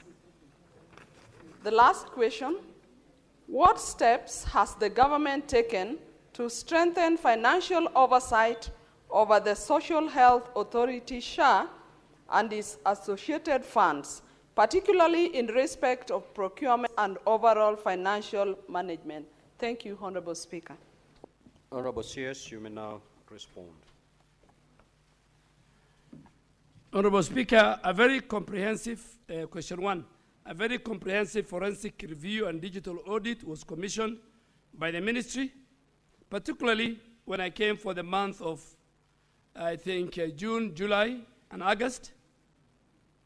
And this review was executed by the Social Health Authority, the Digital Health Agency that is a custodian of the Digital Superhighway, and the Kenya Medical Practitioners and Dentists Council, together with their colleagues, the Clinical Council, who are the regulators.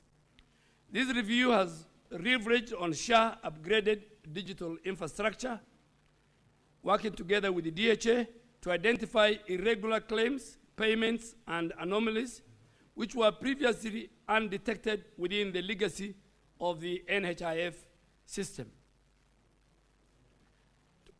The first one is on financial exposure.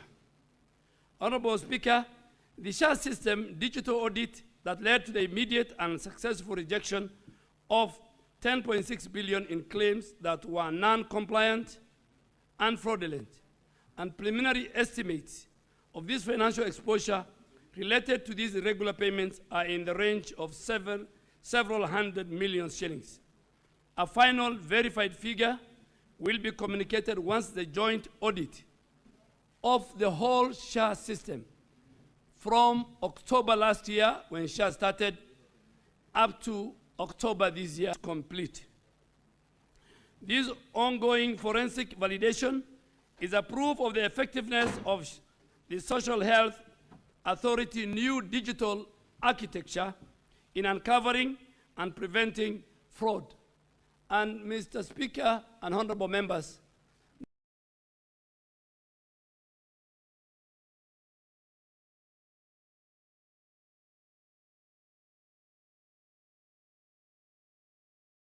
medical fraud globally is about 30%. What are the preventive reforms under SHA that we have introduced? And so far we have rolled out very robust reforms in order to strengthen governance, in order to put in place transparency and accountability. And how are we doing this? First, we have strengthened our AI-powered digital oversight. Our DHA, Digital Health Agency, has upgraded the next generation artificial intelligence and machine learning tools within the SHA claims adjudication platform. This system, Mr. Speaker, detects abnormal claim patterns.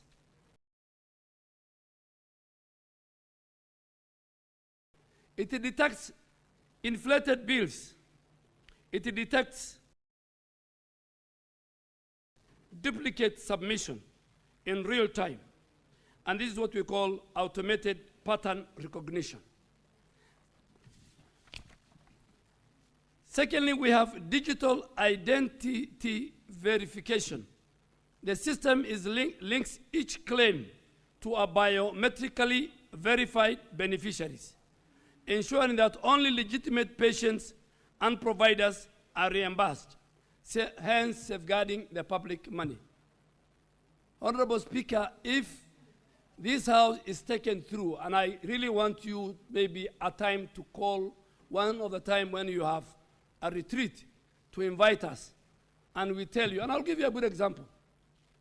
Honorable Speaker, when a child is born, when a delivery takes place in a health center, one of the critical documents that the Social Health Authority will require, apart from the claim form, is called birth notification. It's good, Senator Khalwale listens to me. You know, he's a doctor, and I want him to go and say it at home. Yes. No, the whole of Kakamega County. Honorable Speaker, that document of birth notification is one of the documents that must be provided with a claim for SHA to reimburse that delivery, reimbursement of 10,000 or even for 30,000 for cesarean. When you don't submit a birth notification document, whether a child has been born or not, the question lingers. That claim becomes not payable.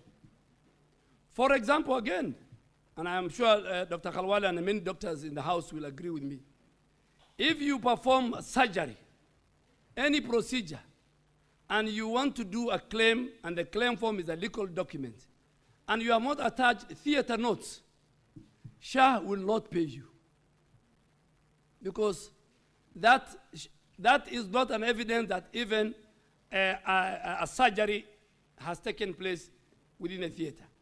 But more importantly, we have discovered, even against the WHO rules, a facility reporting that all the 300 or 200 deliveries that took place in that health facility were all through C-section. These are the kind of things the system is picking. We have picked where facilities have turned their healthcare workers into patients, where patients have been told, and that's why we stopped the 1 month contribution, where health facilities will go to the market,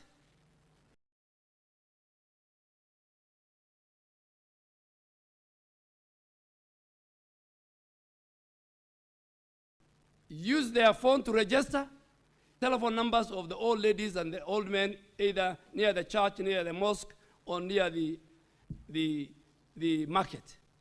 What have we done to stop that fraud? Now we have geo-fenced all health facilities.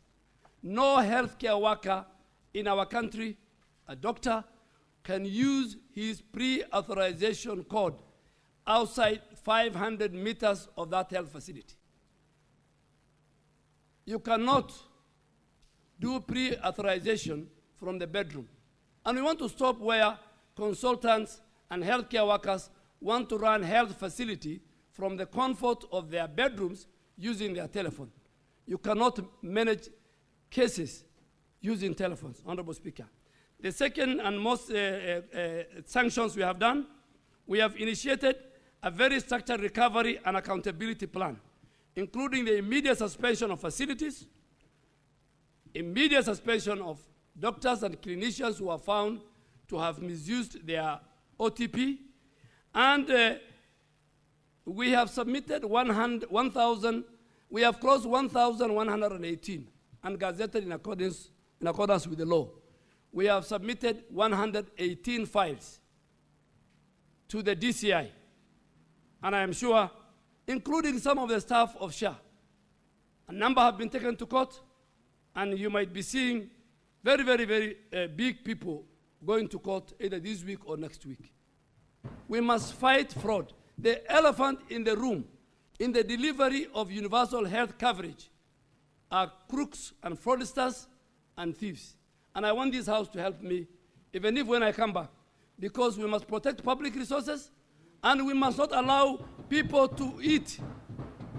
We must not allow people to become wealthy by stealing money from sick people. That, I think, we must agree, both as leaders of this country, despite our political affiliation. Mr. Speaker, health is everything. And for some of our colleagues who have really helped me, who say they are listening to the ground. In fact, on SHA, they are listening to the ground. Because Nyeri County is number 2 in SHA registration. That means listening to the ground is very important, particularly when it comes to SHA. Yes, for SHA it is working. I don't know for other things. And Mombasa is number 1 in the country. We must thank the leadership of Mombasa County because he is at 71% in terms of registration. Muranga is one of the top counties in terms of, and I want to thank Governor Kenyatta.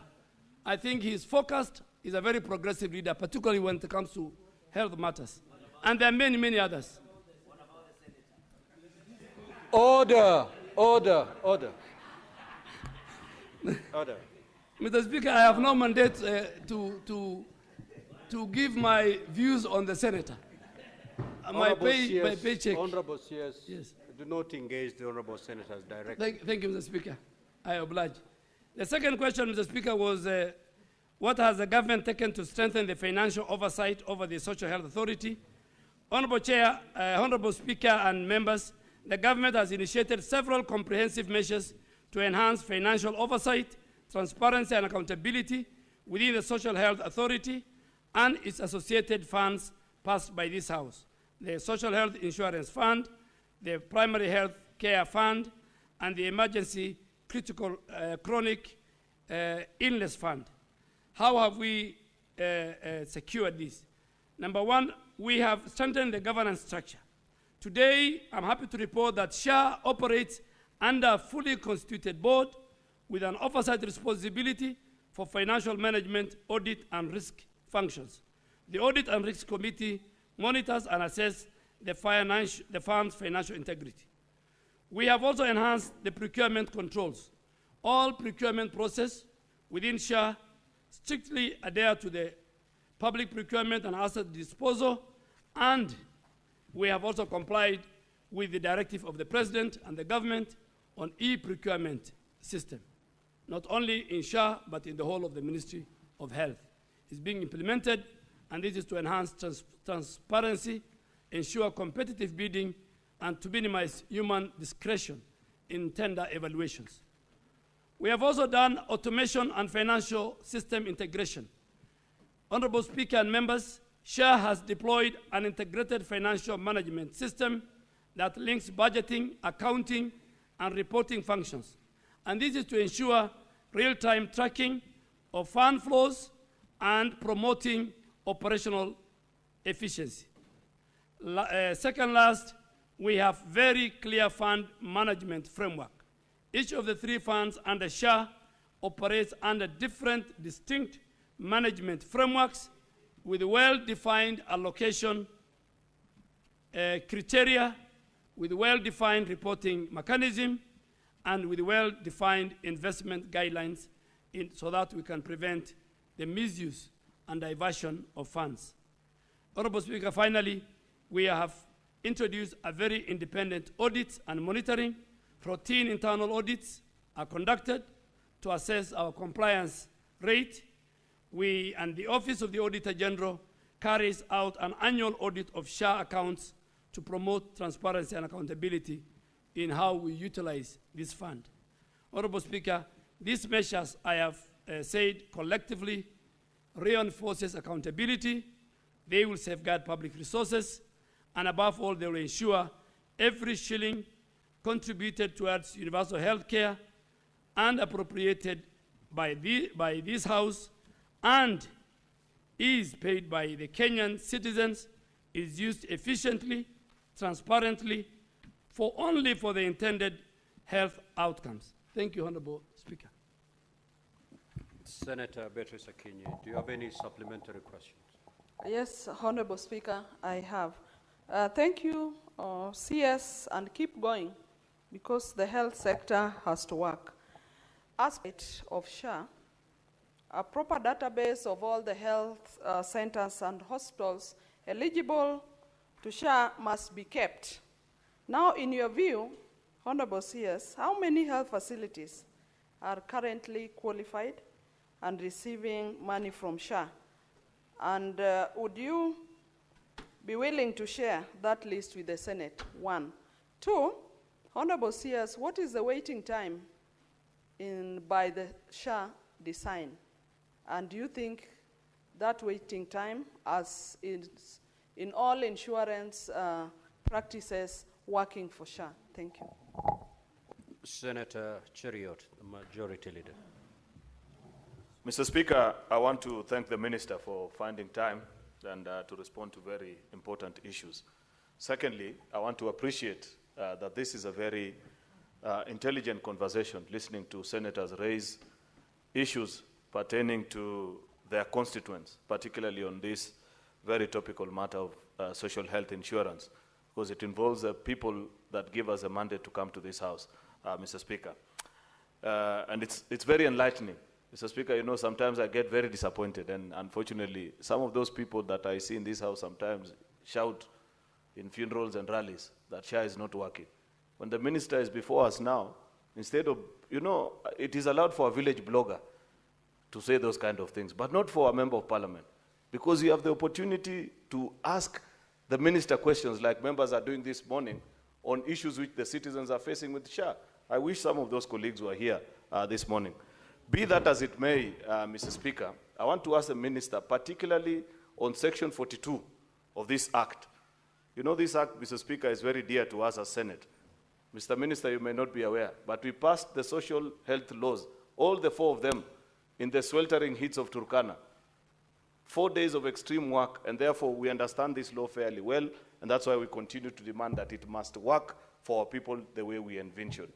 Mr. Speaker, Section 42 of that law, Parliament demanded that at the end of 3 months, actually the wording is within 3 months at the end of a financial year, Parliament is supposed to receive a report from the Minister on the operations of Social Health Authority. I want the Minister to confirm to the House that in that report that he shall be sending, or perhaps even if possible, Mr. Speaker, he can send a partial report to this House on 3 items that are very important to us as a House. Number 1 is on the spread of county compensation to the health facilities, county by county, so that we are able to know how much in compensation to public health facilities has gone to specific counties, Mr. Speaker. And I explained yesterday on the floor of this House why that is important. And I want that to be sent because I think it was Senator Mogeni who I had him say on the floor yesterday that SHA is not working. So I want to see if there's any compensation that is going to Nyamira County, as well as all the other counties, Why I want this to be published, Mr. Speaker, is so that we are able to know if our citizens are accessing the services that they are being paid for, because those are the people that sent us to this house. And this is something that I have asked the minister, including in our private conversation. The second thing that must feature in that report, Mr. Minister, is the penalties that you have referred to and say that there are members of staff of SHA that are about to be taken to court because of issues of fraud. If there is something that can bring down this very noble initiative, Mr. Speaker, it is fraud. And therefore, it will be important for Parliament to be appraised on how this system has been able to detect fraud, who are the officers that were involved, including the professionals like the doctors and the nurses and the people that you've said aid and abet this crime, Mr. Speaker, so that we are able to read out a list and know that there is a Dr.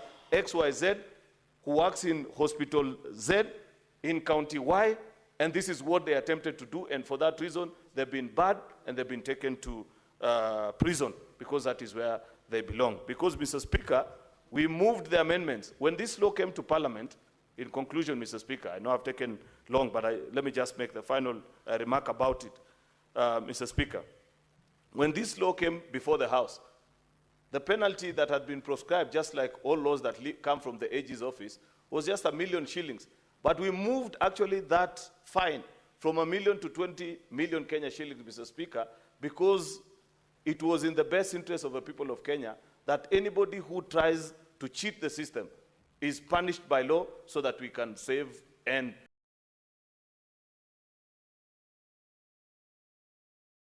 help these facilities. Therefore, on that account, Mr. Speaker, I expect that the minister will give us a report of all the fraud that has been detected, the people that have been involved, not just the facilities alone, but the personnel as well that are doing this fraud.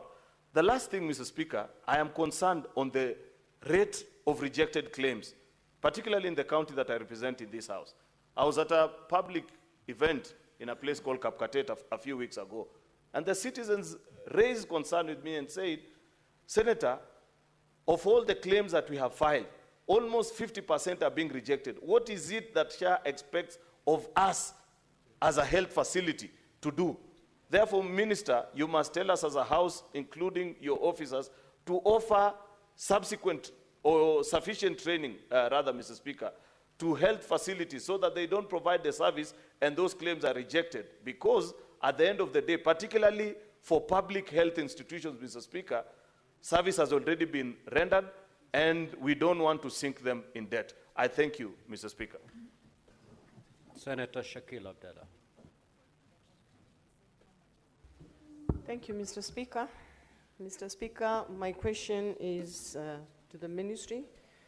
We know since SHA came, there are a lot of challenges, and that is being said, it's working, but my one area which I'm concerned is the lack of clarity on the benefits of the coverage, which is a big confusion to the people at the ground.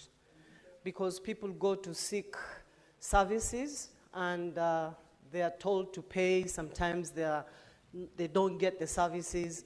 So I am not sure whether the ministry, I know they did public participation and things, but did the ministry, or is the ministry in the position to do this clarification to the people at the ground to know what level pays for what, so that this confusion can stop? Because this hullabaloo cry of SHA not working, it's because of lack of clarity to the people, like SHA is paying for what, where.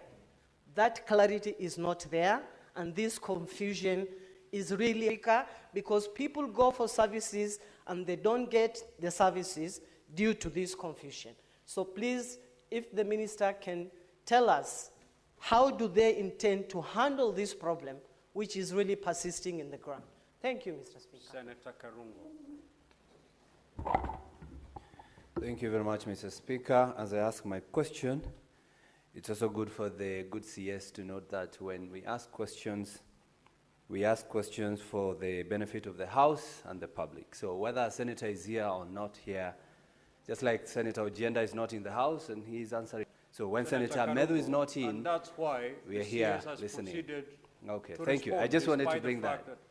Thank you. But in a rare support to the CS from me, Mr. Speaker, I would want to tell Senator Kalwale to stop reading Wamatangi Times and instead read the Kiambu People Times. Because for the last 150 days, Kiambu people have suffered because of the strike by the doctors, which took the Ministry of Health and the Council of Governors to assist. And now I can tell you the doctors are back to work. And I told the Senate, I have statements, I have even pushed the Committee on Devolution on nobody acted on that issue when it comes to matters Kiambu. So I thank the CS and his ministry and the Council of Governors. The Kiambu people now are okay. But I have a question to you, Bwana CS, because you have mentioned it twice now, that you're going to release the data or the statistics on matters Kiambu maternal mortality. I think you should publish that and publish for all the counties, Bwana CS, because I believe with that information, you'll help the Senate to oversight, take our oversight mandate well, Bwana CS. And finally, Mr. Speaker, some counties are not using SHA.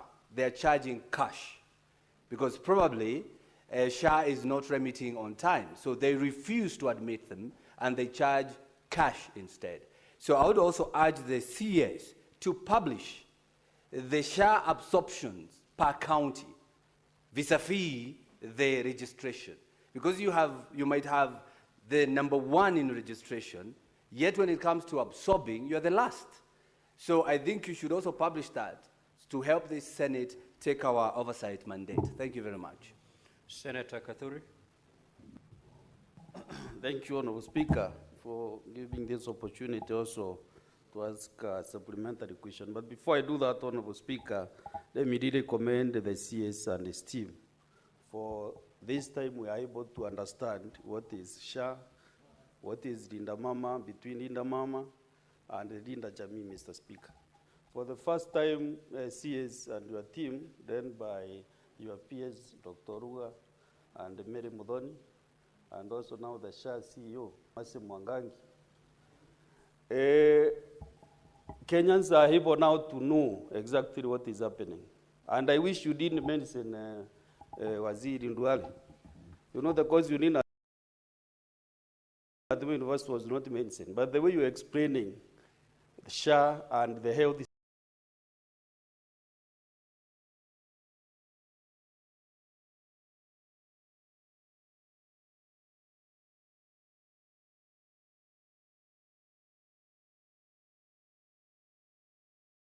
systems in Kenya, you are doing better that you are putting across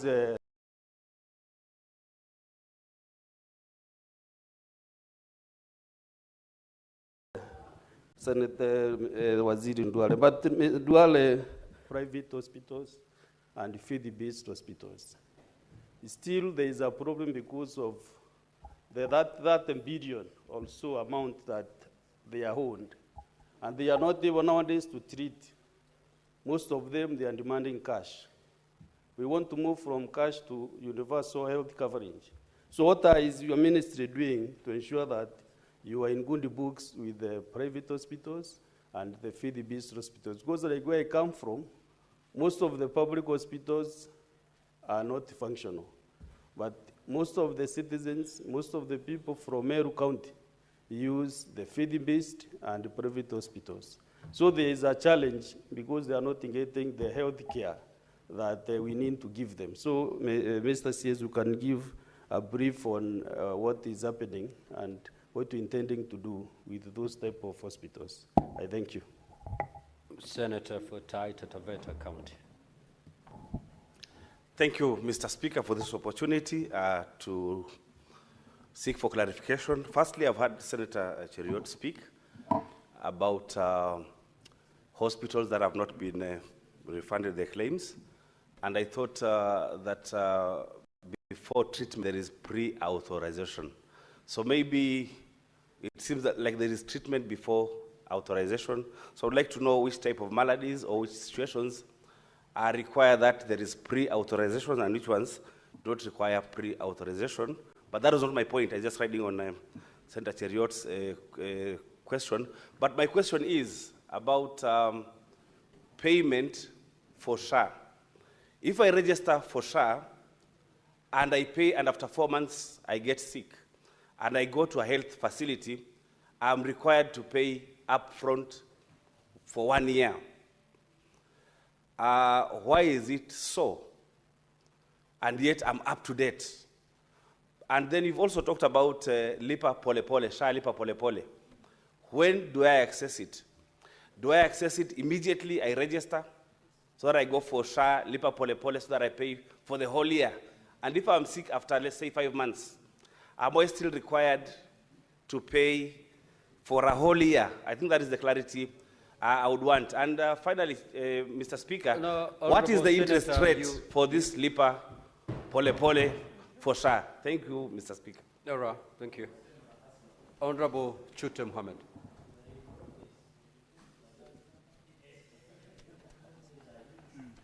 Thank you very much, Honorable Speaker. Let me first of all take this opportunity to thank the CS for the hard work it's doing. And congratulations, na asante sana, on behalf of the people of Kenya and Marsabit also. The issue of employees, former employees of NHIF. Some employees from Marsabit asked me to ask the CS if they are not going to be absorbed by SHA. The best they can do is go and join other departments in the government. If they join that department, the salary they were earning before and the new place they are going to go to, the difference is huge. Remember, they've borrowed money for their houses before. They've borrowed for their cars. If they go to the smaller salary, they cannot afford to pay those installments. As Minister, what are you going to do to absorb those guys, the employees, former employees of NHIF, under the same employment and salary terms? Thank you. Senator Mariam.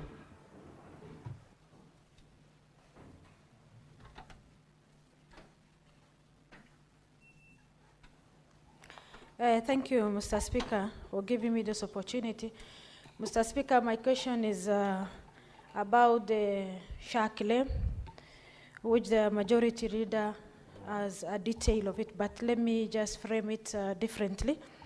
Mr. Speaker, the CS explained that they have a digital oversight over their claim that can differentiate between, can dictate the normal and abnormal one. Mr. Speaker, when we went to county visit, almost 23 facilities, most of them, they claim of about rejected claim. So why is it that this rejected claim, and if you have this system can detect the normal and abnormal, see, you have to give the counties a leeway that they can do their part so that at least they can get this rejected claim. Thank you. Senator Mogo. Recha.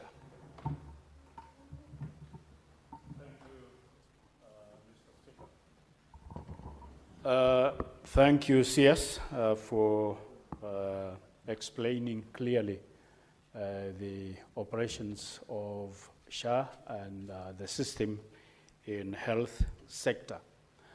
My question is, how can the ministry guard against governors that are killing the public side of medical practice, that is the hospitals, public hospitals, because they have theirs in town, so that people go to theirs in town and the government side is dead? Senator Veronica Ndwati. Thank you, Honorable Speaker, and thank you, CS, for what you have explained to the House. We reviewed the answer to get the detail of it. and I'm sure you have dealt with maternal and infant mortality rate, especially because we have been alarmed by what we have seen in Kiambu Hospital. We hope that case is on your desk. Going to the SHA, our phones as leaders have become the backstopping of where patients, when they go to hospitals, the frequently asked questions are actually coming to members of parliament and senators, as opposed to those questions going to SHA. What is the ministry doing to ensure that when patients go to hospitals, seek for emergency treatment in hospitals, they are quickly attended to without requirement for them to pay? And how are you ensuring that anybody who is in an emergency wing of a hospital, public hospital right now, and cannot be attended to because the hospital is insisting that they have not been paid the SHA claims, how are you ensuring they are given support and they are attended to so that they don't have to suffer the consequences of those unnecessary conversations on emergency units when patients need to be treated? Is there any support in that communication and supporting the patient to get access to the health services? Senator Chiranke. Thank you, Mr. Speaker. I'm disappointed because most of the senators who were saying SHA is not working, like Senator Omogeni, are not here, including Senator Sifuna, but they are quick to yap in funerals that it's not working. Mine, Waziri Duale, is a very simple question. One, you want to ensure USC succeeds. What can you tell Kenyans that today SHA is working, and in terms of improvement of personnel that work within the value chain or the chain of universal health care? Waziri, you and me know that there was a presidential directive, and I know the biggest obstacle has been COG on the issue of confirmation of universal health coverage staff that have been on contract.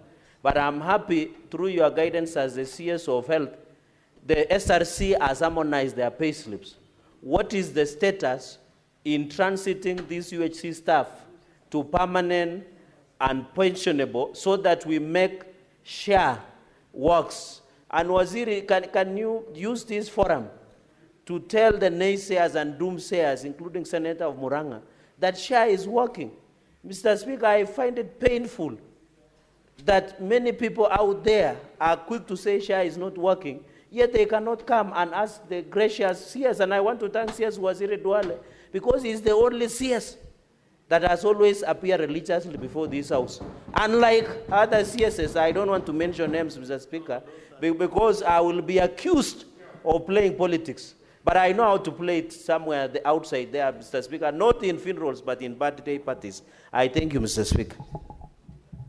Senator Essie Okanyuri. Thank you, Mr. Speaker. Whatever I wanted to ask was on the issue of UHC staff, which Senator Cherargei has already highlighted. Senator Boni Khalwale. Thank you, Mr. Speaker. Yes. I have listened in this House to the minister and also in the media.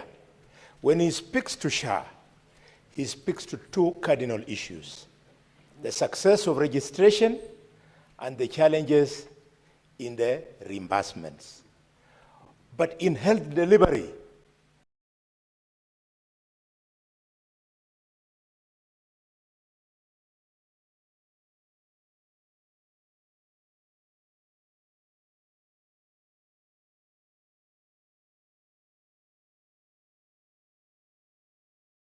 the real issue is service. Up to now, St. Mary's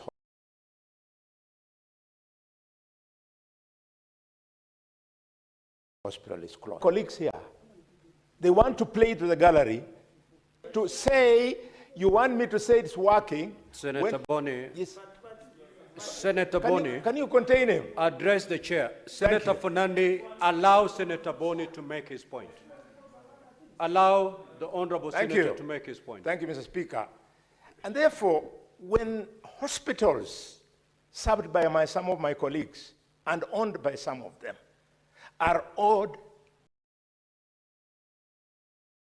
43 billion shillings by SHA, and NHIF is still claiming 33 billion shillings, how do you expect a clear-minded scientist like myself to say it is working? Anyway, Mr. Speaker, I want, with your indulgence, to allow me to ask the Minister, you have a chance to clarify today.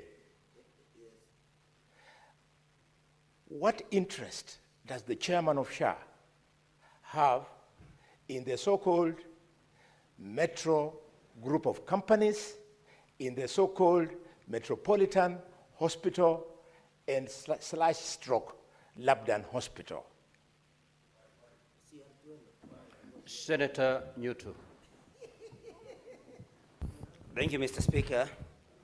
And while I want to commend the ministry for unearthing the fraud that had been perpetrated, costing SHA about 10.6 billion Kenya shillings. Mr. Speaker, the working or otherwise of SHA, like the majority whip has said, will be out there, Mr. Speaker.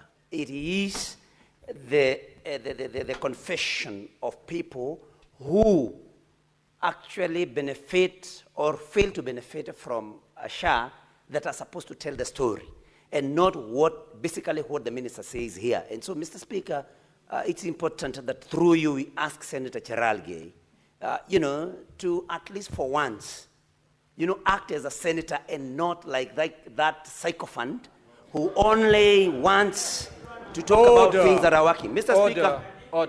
Order, honorable senators. Are we not? Order, honorable senators. Senator Fernandi, Senator Fernandi. Senator Fernandi, order. Now, Senator for Muranga, Senator John Yutu, I will not allow absurdity. Once you take to the floor, ask your question to the honorable senator. Proceed. Thank you. I'm guided, Mr. Speaker.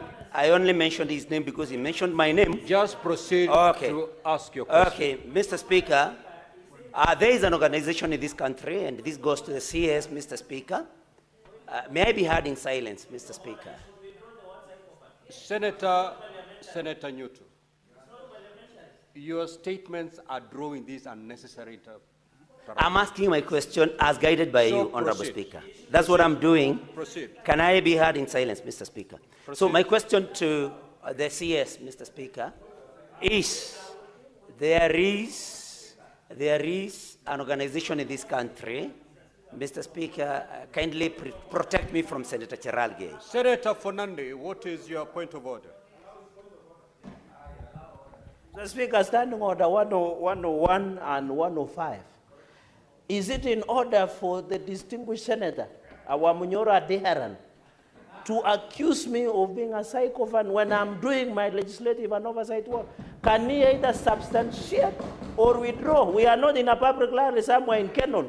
He can go and do his politics here, but not here, Mr. Speaker. I'm a man who has protected my name, Mr. Speaker, and reputation. I cannot be allowed by first-term senators to come and insult me. Senator Nyutu. Thank you, Mr. Speaker.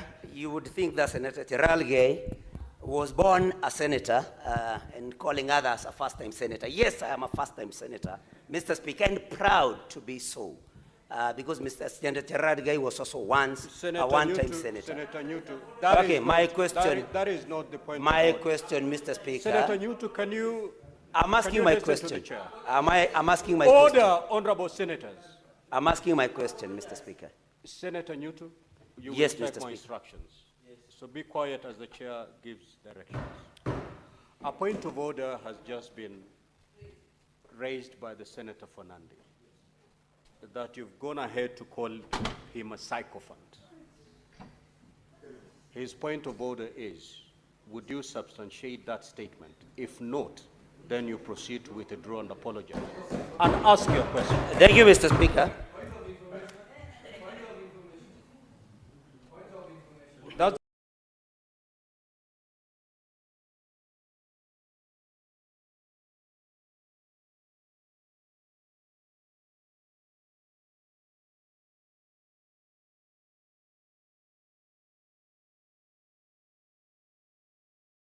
The point of order that has been raised, you cannot interject. Mr. Speaker. Mr. Speaker, even as I follow your advice and guidance, and even orders, Mr. Speaker, Senator Cherargei has also referred to me as our Manyora adherent. Mr. Speaker, probably, to be very fair, do we have such an outfit here in this Senate? And so, Mr. Speaker, I think let it be eye for eye. An eye for an eye, Mr. Speaker. He has referred to me. Honorable Nyotu. Yes, Mr. Speaker. Honorable Nyotu, we cannot go down that route where absurdity breeds absurdity. I expected you or any other senator to raise on a point of order. The Senator Fernandi having called you that you're a, what was it again? Wamnyoro? Absolutely. The mere fact that no point of order was raised on that particular assertion.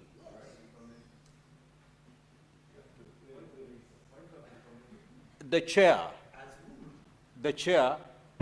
cannot then intervene.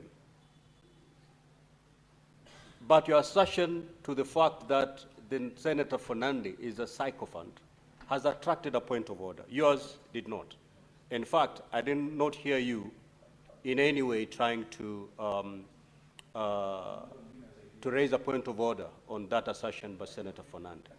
Nevertheless, the two senators, Senator Fernandi and Senator Newt. Senator Fernandi, you will proceed to withdraw that assertion. Thereafter, the senator for Muranga will proceed to withdraw the assertion calling you a sycophant. And thereafter, you will proceed to ask the minister your question. Senator Fernandi, proceed to withdraw that particular assertion. Mr. Speaker, the word... Withdraw that assertion. Mr. Speaker, as I withdraw and apologize, the word adherent means you support an idea or party. So it is good that the senator has gone on record that this does not support him. So thank you, Mr. Speaker. I withdraw and apologize. Let the people of Muranga watch. Senator Newt to proceed to withdraw that assertion. Thank you, Mr. Speaker, and I'll follow the cue from the experienced senator from Nandi and say that a sycophant is only somebody who says things to please somebody else somewhere. With that, I withdraw and apologize, and Mr. Speaker, now proceed to ask my question to the Honorable CS. Mr. Speaker, I was just bringing to the attention of the CS that there is an organization in this country called RUFA, meaning Rural and Urban Private Hospitals Association. And Mr. Speaker, hospitals under that particular association are not offering services to those covered under SHA. And Mr. Speaker, then my question to the Honorable CS is, exactly what plans are there to see to it? Because these hospitals serve very many Kenyans, Mr. Speaker, and without them recognizing SHA, then many Kenyans have a problem. That was my question, Mr. Speaker. Thank you. And thank you for your Solomonic wisdom and your impartiality. Thank you, Mr. Speaker. Senator Osotsi.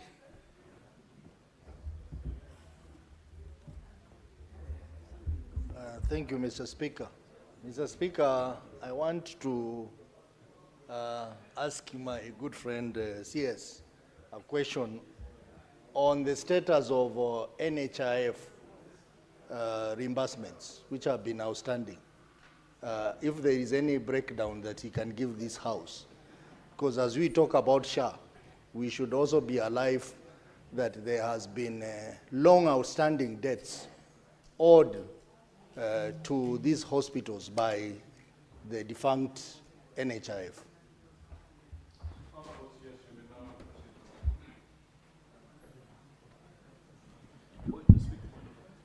Honorable Chair, Honorable Speaker, let me start with the first question that Honorable Beatrice Ogola.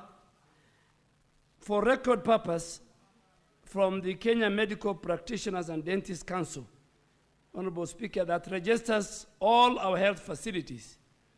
The total number of health facilities registered in our country are 14,876, out of which public facilities are 6,005. Two,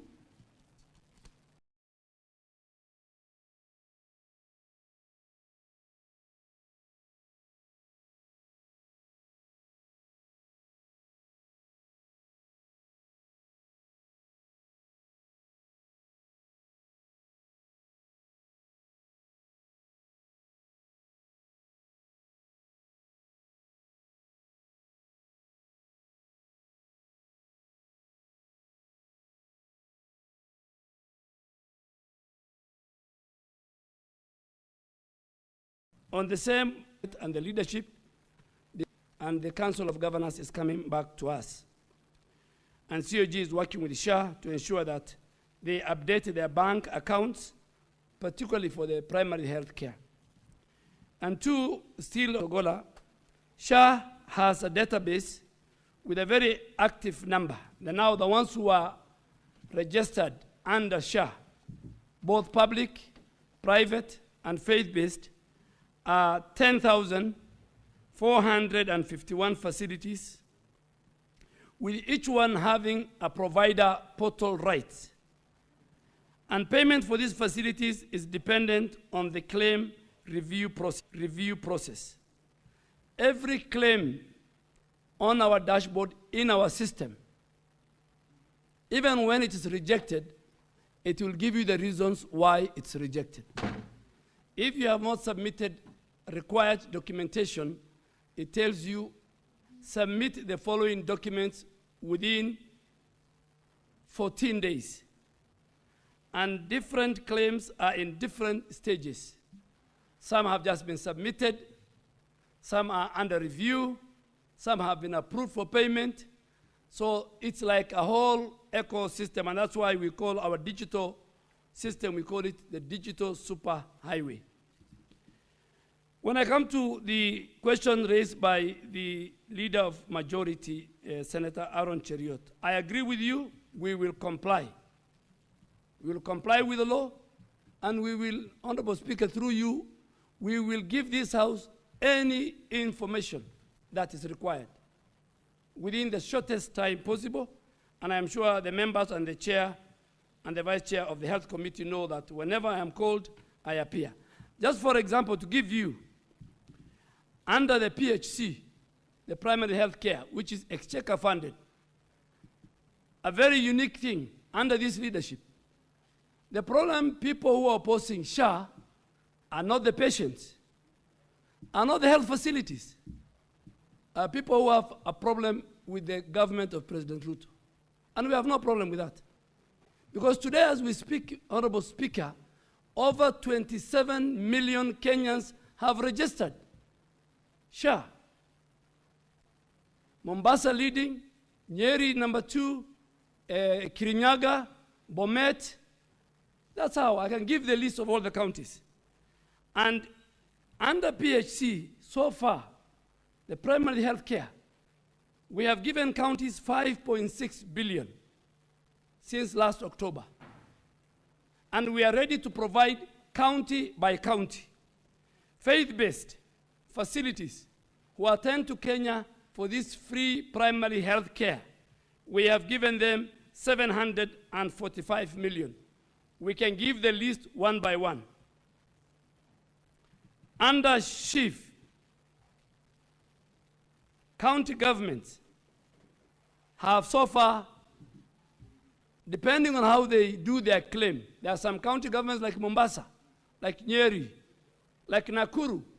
Let me say Nakuru PGH is one of the best model that is implementing the social health insurance fund. Since October, Nakuru PGH and Coast General Hospital have received close to $1 billion shilling because they do manage their claims properly. The faith-based organizations have got about 12 billion.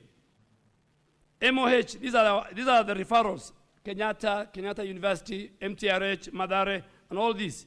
They have received 6.5 billion. The private facilities are the largest who have received under SHIF, 29.3 billion. This report is ready.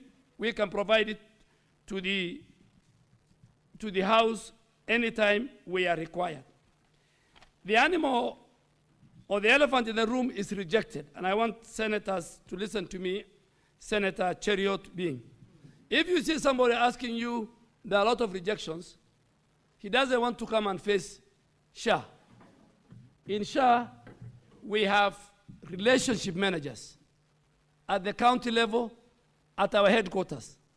Our system gives you reason. We have men and women, doctors who do clinical review, who will tell you why your claim is rejected. But because they know those are fraudulent, those are frauds, and we are coming for them, Senator, tell them we are coming for them. And why are claims rejected? I want to give you 5 reasons why claims are rejected. And once it is rejected, for the information of this House, we are not paying. Claims are rejected because there's no claim form.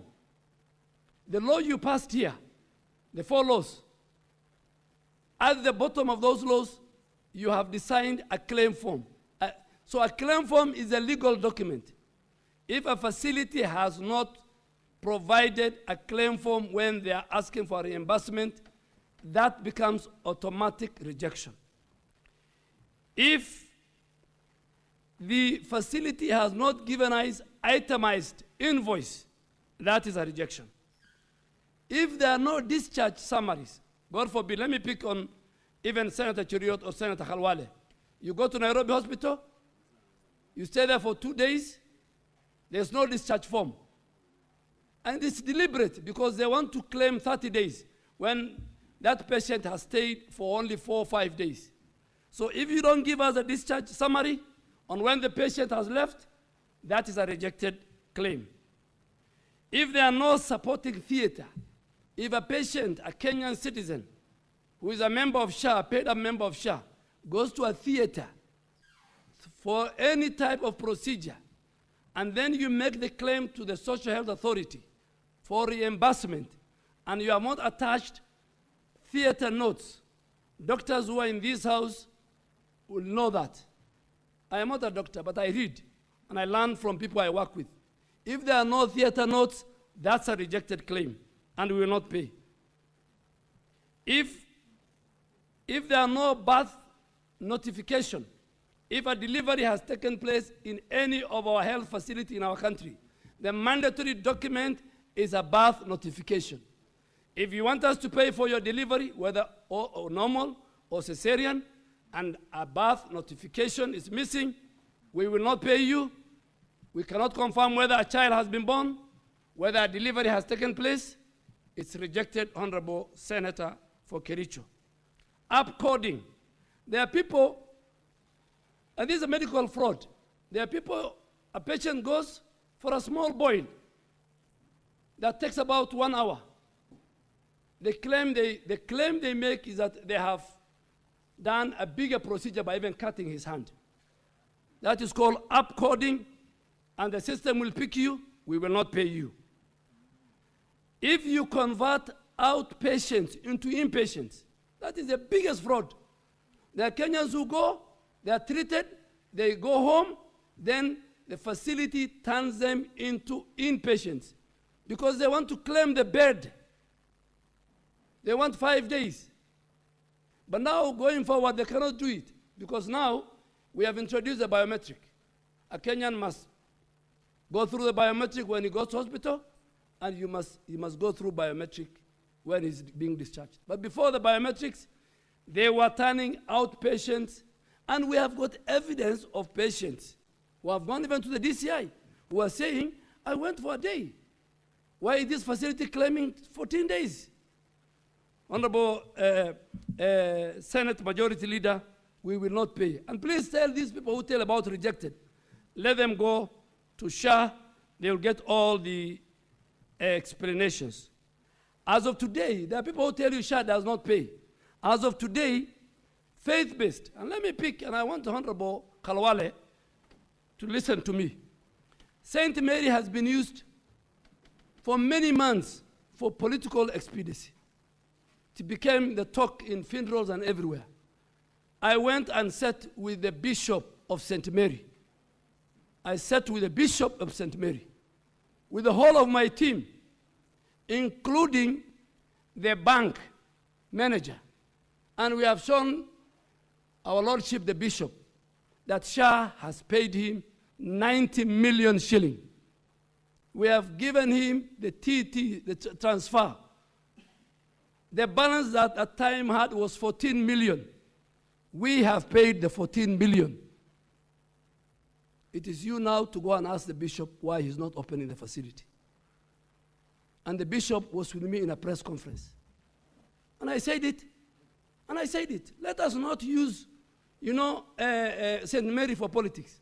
And I'm saying it, and I'm sure the people of Kakamega are watching me. Look for something else. St. Mary is a closed chapter. You cannot use St. Mary as best. We have the numbers.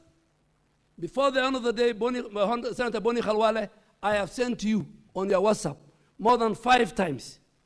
You did not respond to me. I gave it to Prime Cabinet Secretary. When nobody could hear, I flew to Kakamega. And I sat with the bishop. And we did reconciliation. We proved to him that we have paid him 90 million. If today I pay in Nairobi Hospital, for example, and the management decides not to run the hospital and close it, that is not a function of the minister.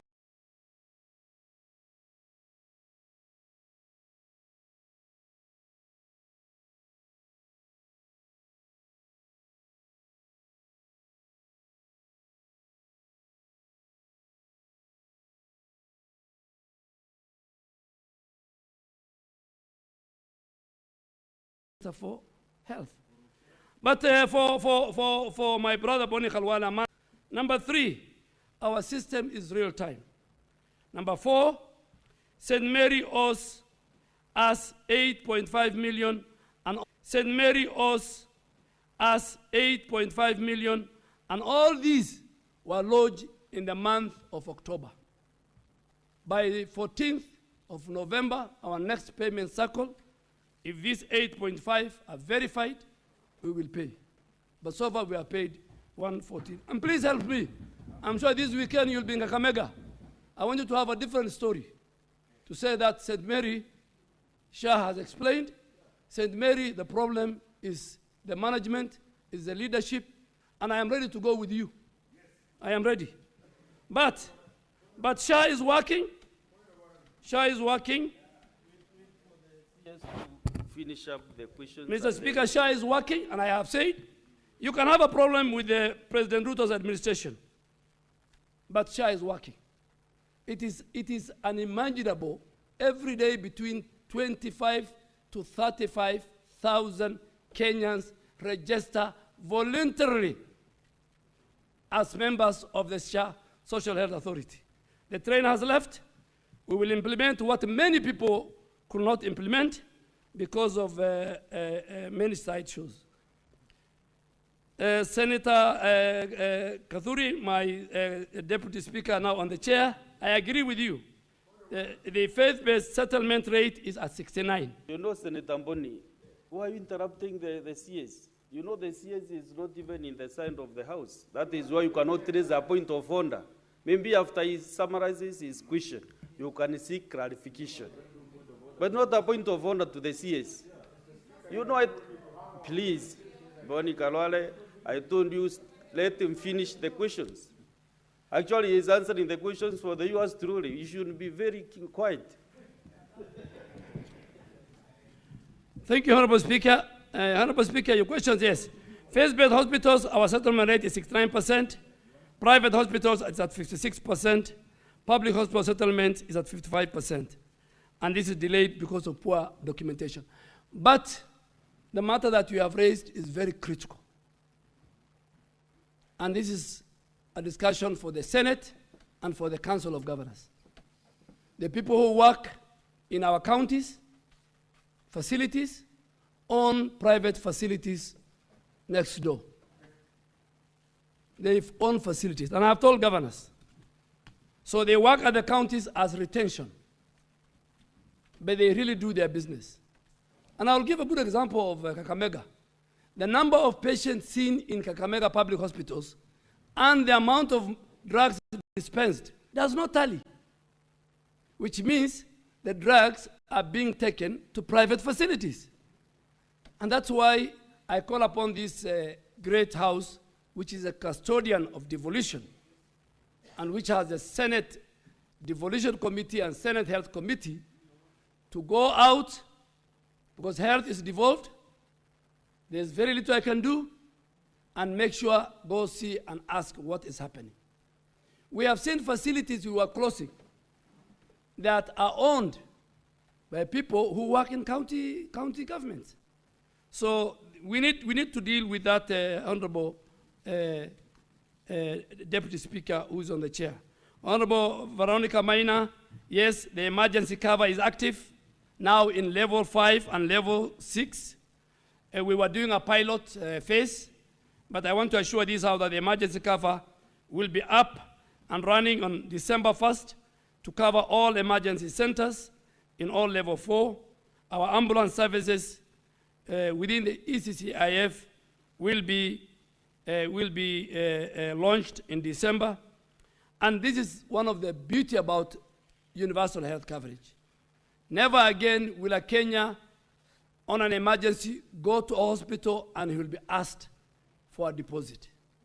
The emergency center we are going to establish will send the nearest ambulance to that Kenya who is in distress in terms of health. It will take him to the hospital. The ambulance is paid by SHA at the rate of 4,500 if it is a long distance in every 25 kilometers. And then when he's delivered to a health facility at any level, that Kenya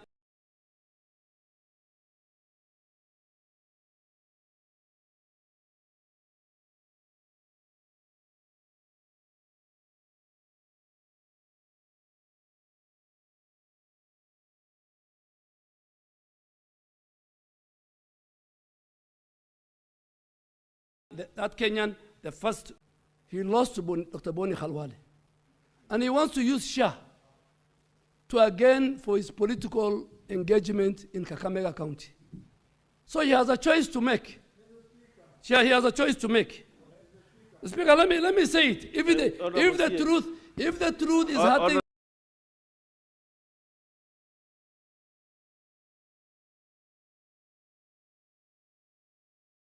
Senator Boni Khalwale.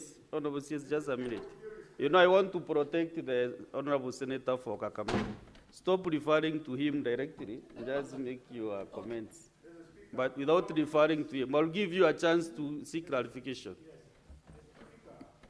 I'll give you later. Let him finish.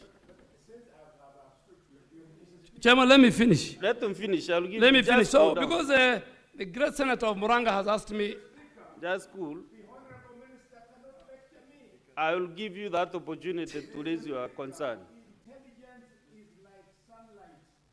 Mr. Speaker, do I have the floor?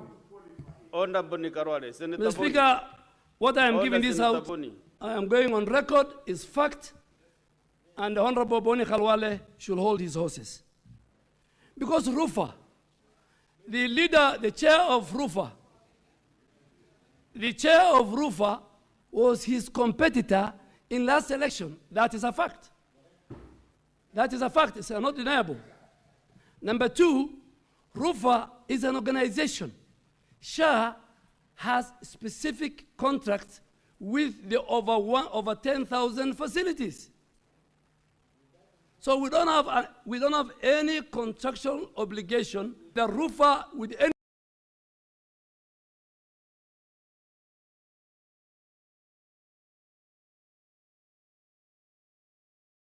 organization. And let me in fact say today, for the avoidance of doubt, the faith-based association, the Council of Governors, all of them engage them as organization. But the people who have contractual obligation, who must follow the law, what they have signed, whether in faith-based, whether in private, whether in public, is individual hospitals in our country. because they treat patients individually. There are no patients which are treated by organizations. So we want to get the accountability must be on the person or the facility that has signed a contract. So RUFA, the issue is they do a lot of press conference, they can continue. They can continue. Because Kenya is a free country. On the issue of the debt of NHIF, I agree. The biggest problem we have, and that is even making sure, the debt of the 30 billion of NHIF has brought down facilities. Some facilities are getting closed. But Mr. Speaker, when I came to the ministry, I set up a very independent committee to verify. Just like the way Edward Awuko, our former Auditor General, is verifying the pending bill of the national government. And he was given a pending bill of 506 billion. He could only verify what we saw in cabinet. I think it's about 206 billion. Some people disappeared.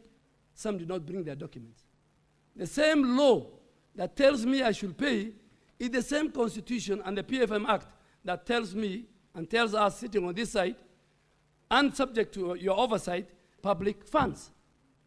Now what I have done is the people who are owed by NHIF between 1 shilling to 10 million is about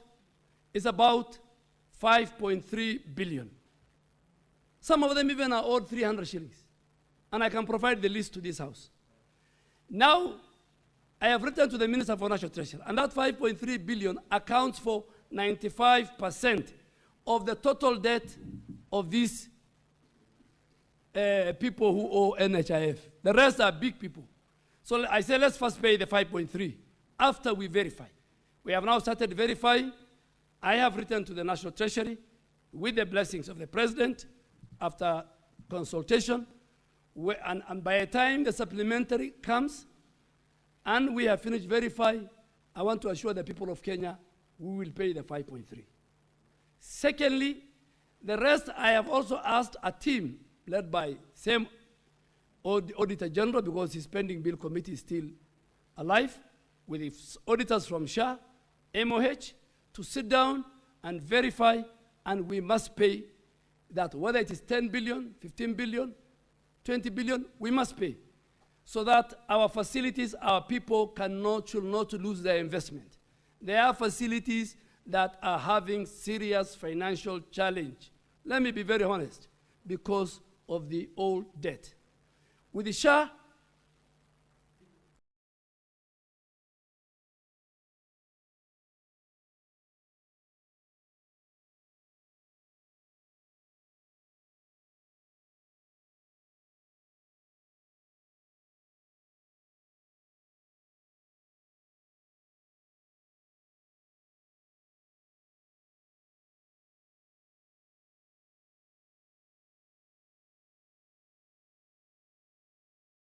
if your bills are verified in this house, they will be absorbed in of our other public institutions at the same salary and package that they were having at NHIF. I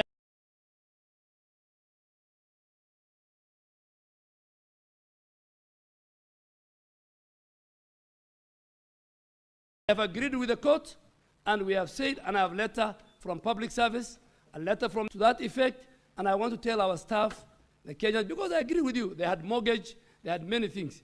If they go, for example, to my ministry, or they go to KNH, they will not earn a new salary. They will earn the salary they were earning at NHIF, and they will be placed at the grade, if not better, than where they were at NHIF. I think, so Senator Nyutu, please tell the RUFA, I don't deal with, when it comes to money, facilities, the CEO will deal with people who have. Yes, the question about the chairman of SHA. Yes. The chairman of SHA is called Dr. Abdi. And Dr. Kalwale knows. Dr. Abdi does not own any facility. And even before, few months before he became chair, he had a historical ownership. He had a, relax. He had an historical ownership of Ladnan. He had an historical ownership. And in fact, it is Metro that bought Ladnan. And you know the owner of Metro. It's one of our most progressive health facility provider. And I think it's not good. Kenya, you know, it's like there are people who are saying, Aden Duale owns a facility. My assets and liability are within the records of Parliament. I was vetted by Parliament. What I own, if I own a chopper, I own a chopper.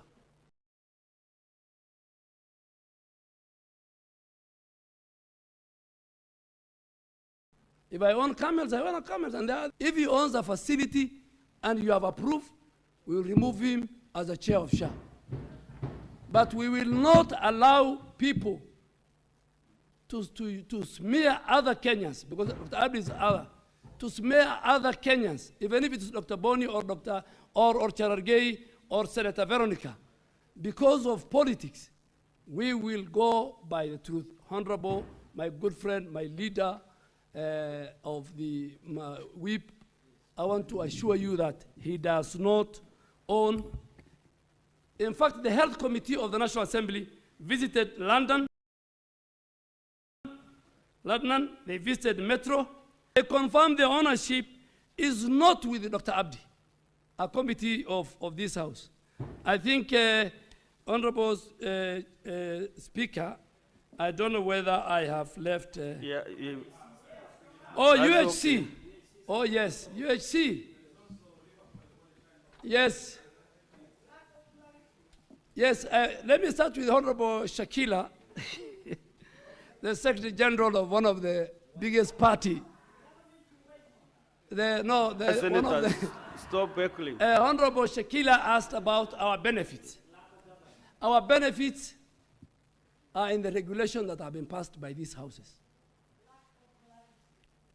And the clarity is in the regulations. What is lacking, and Honorable Shakila is saying, is sensitization. We have asked hospitals to put posters in every place in the hospital to show this is the package for oncology, and we will do working together with SHA. We want leaders, all of us. We will keep on sensitizing our people. Even last night, if you... Under Senator Shakira, why are you shouting from your seat? Why? No, that is not the way we transact business in the Senate. So we will do. And then the issue of UHC. We have no time, the issue of UHC, Mr. Speaker, and I want to thank Senator Cherargei, just like Senator Khalwale, they represent a wide range of constituency. That is, Cherargei, that's his constituency. But these Kenyans, close to 7,000 plus, have suffered for too long. They were employed during the COVID. They did good work. They are still doing good work. Part of what we did for the achievement and the attainment of a complete universal health coverage, healthcare workforce is the most important pillar. And that's why we fixed the interns. That's why we dealt with all the health bargaining agreements. That's why you see doctors. Now, UHC, we have the money as a national government. We have the salary, we have the allowances, we have everything. The president has committed in public that the national government will pay. And we have so far put them under the SRC rates. So they earn very good money now. What is remaining is a transition from contract to permanent and pensionable. And because they work in the counties and they are under the public service boards of our counties, I'm still engaging with the county governments, but I'm a bit frustrated because they don't see how these Kenyans are suffering. But again, I am ready. The chair of health committee is sitting on the house, Honorable Mandago. You have some powers more than me as a custodian of devolution. You need to call us. The money is available, allowance is available, everything. Ask the governors why they are not transiting these good people to permanent and pensionable. If they were, and if they refuse, I can take them. I can take them to our referral hospitals. We have a huge shortage, so that these Kenyans can have that choice. And Chair, I think that is, Lipa Pole Pole has no interest, has no fees, has no levies. It is free. You pay 4 months, the other 8 months, after you go through the mean testing. If the amount is 7,000, you say, do you want to pay the other 8 months daily, weekly, or monthly? Every day, over 2,000 Kenyans go through Lipa Pole Pole. If you don't want to do that, there is nothing we can do. 651 million shillings we have collected since the president announced Lipa Pole Pole in Homa Bay first day of Madaraka. So Lipa Pole Pole is working very much. If you see somebody who doesn't want to do that, then as some senator said here, you can even live with illiteracy, but you cannot live with the sickness. I want to urge Kenyans, universal health care is working. Please let us register en masse for SHA. Let us protect ourselves, our children, and our next of kin. Thank you, Chair. Thank you.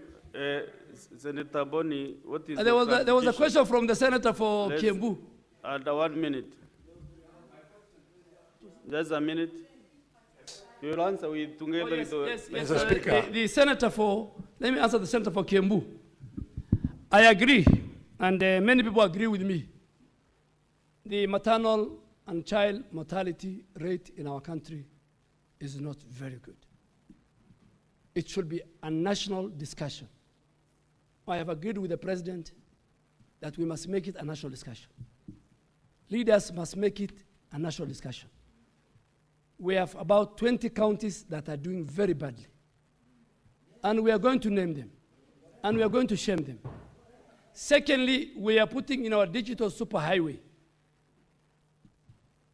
as a system where every facility in our country must report maternal or child death on a daily basis. And they must give the reasons. They must give the reasons.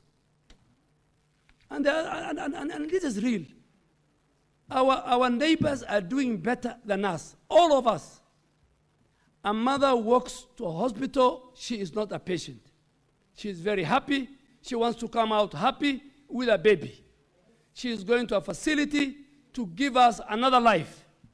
We cannot, as a country, it is immoral, it is unacceptable, it's unconstitutional to have the maternal child mortality rate we have in our country. And I think as our leaders, both in all the three arms of government, our religious leaders, we must do something. Our women must do something. But as a Minister for Health, this will be one of the legacy that I have to leave as the Minister of Health. So we have like 5 minutes. So Dr. Boni Karore, under 1 minute, seek your clarification. Mr. Speaker, the reason why I was rising to appeal to the minister that this hubris is the demonstration of arrogance of power. You cannot disrespect. There is no clarification. Mr. Speaker, this is the House of Debate. You cannot, Dr. Brian Lichenga, find it okay and be unable to speak about Dr. Abdi unless you are in office to launder some people. No. Number two, you cannot transfer the responsibility. Karware. Majority, minority linda.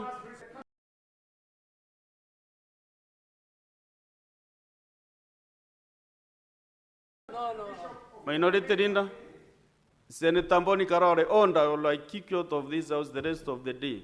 But you see, this is what's going on. No, that is not the way we transact business, and you know. And now he's here, you think you can... Senator Mboni Karware, Senator Mboni Karware. Managing the National Assembly and the Senate? Really? Senator Mboni. You think I don't know how government works? Minority in the progress? Yes, asante naibu wa spika. Nilikuwa nataka kuuliza lile swali ambalo nilikuwa nimeuliza hapo awali ambalo waziri analijua, na huu mswada wa kwamba waziri yuko hapa hivi sasa umezua mwamko mpya. Senator Mudigi, kwamba allow the CS to get the clarification that the minority leader is seeking. Katika kaunti ya Kilifi hivi sasa kila mtu anafuata hii debate ambayo inaendelea hapa, na ingekuwa vizuri sana ikiwa bwana spika utaniruhusu nimuulize waziri lile swali ambalo nilikuwa nimeuliza hapo awali aweze kulijibu kwa lugha ya Kiswahili. Manake mimi nimeuliza Kiswahili na yeye ni lazima anijibu mimi na lugha ya Kiswahili. Ingekuwa bora zaidi ili watu wangu wapate kuelewa masuala haya ya mamlaka ya afya ya jamii.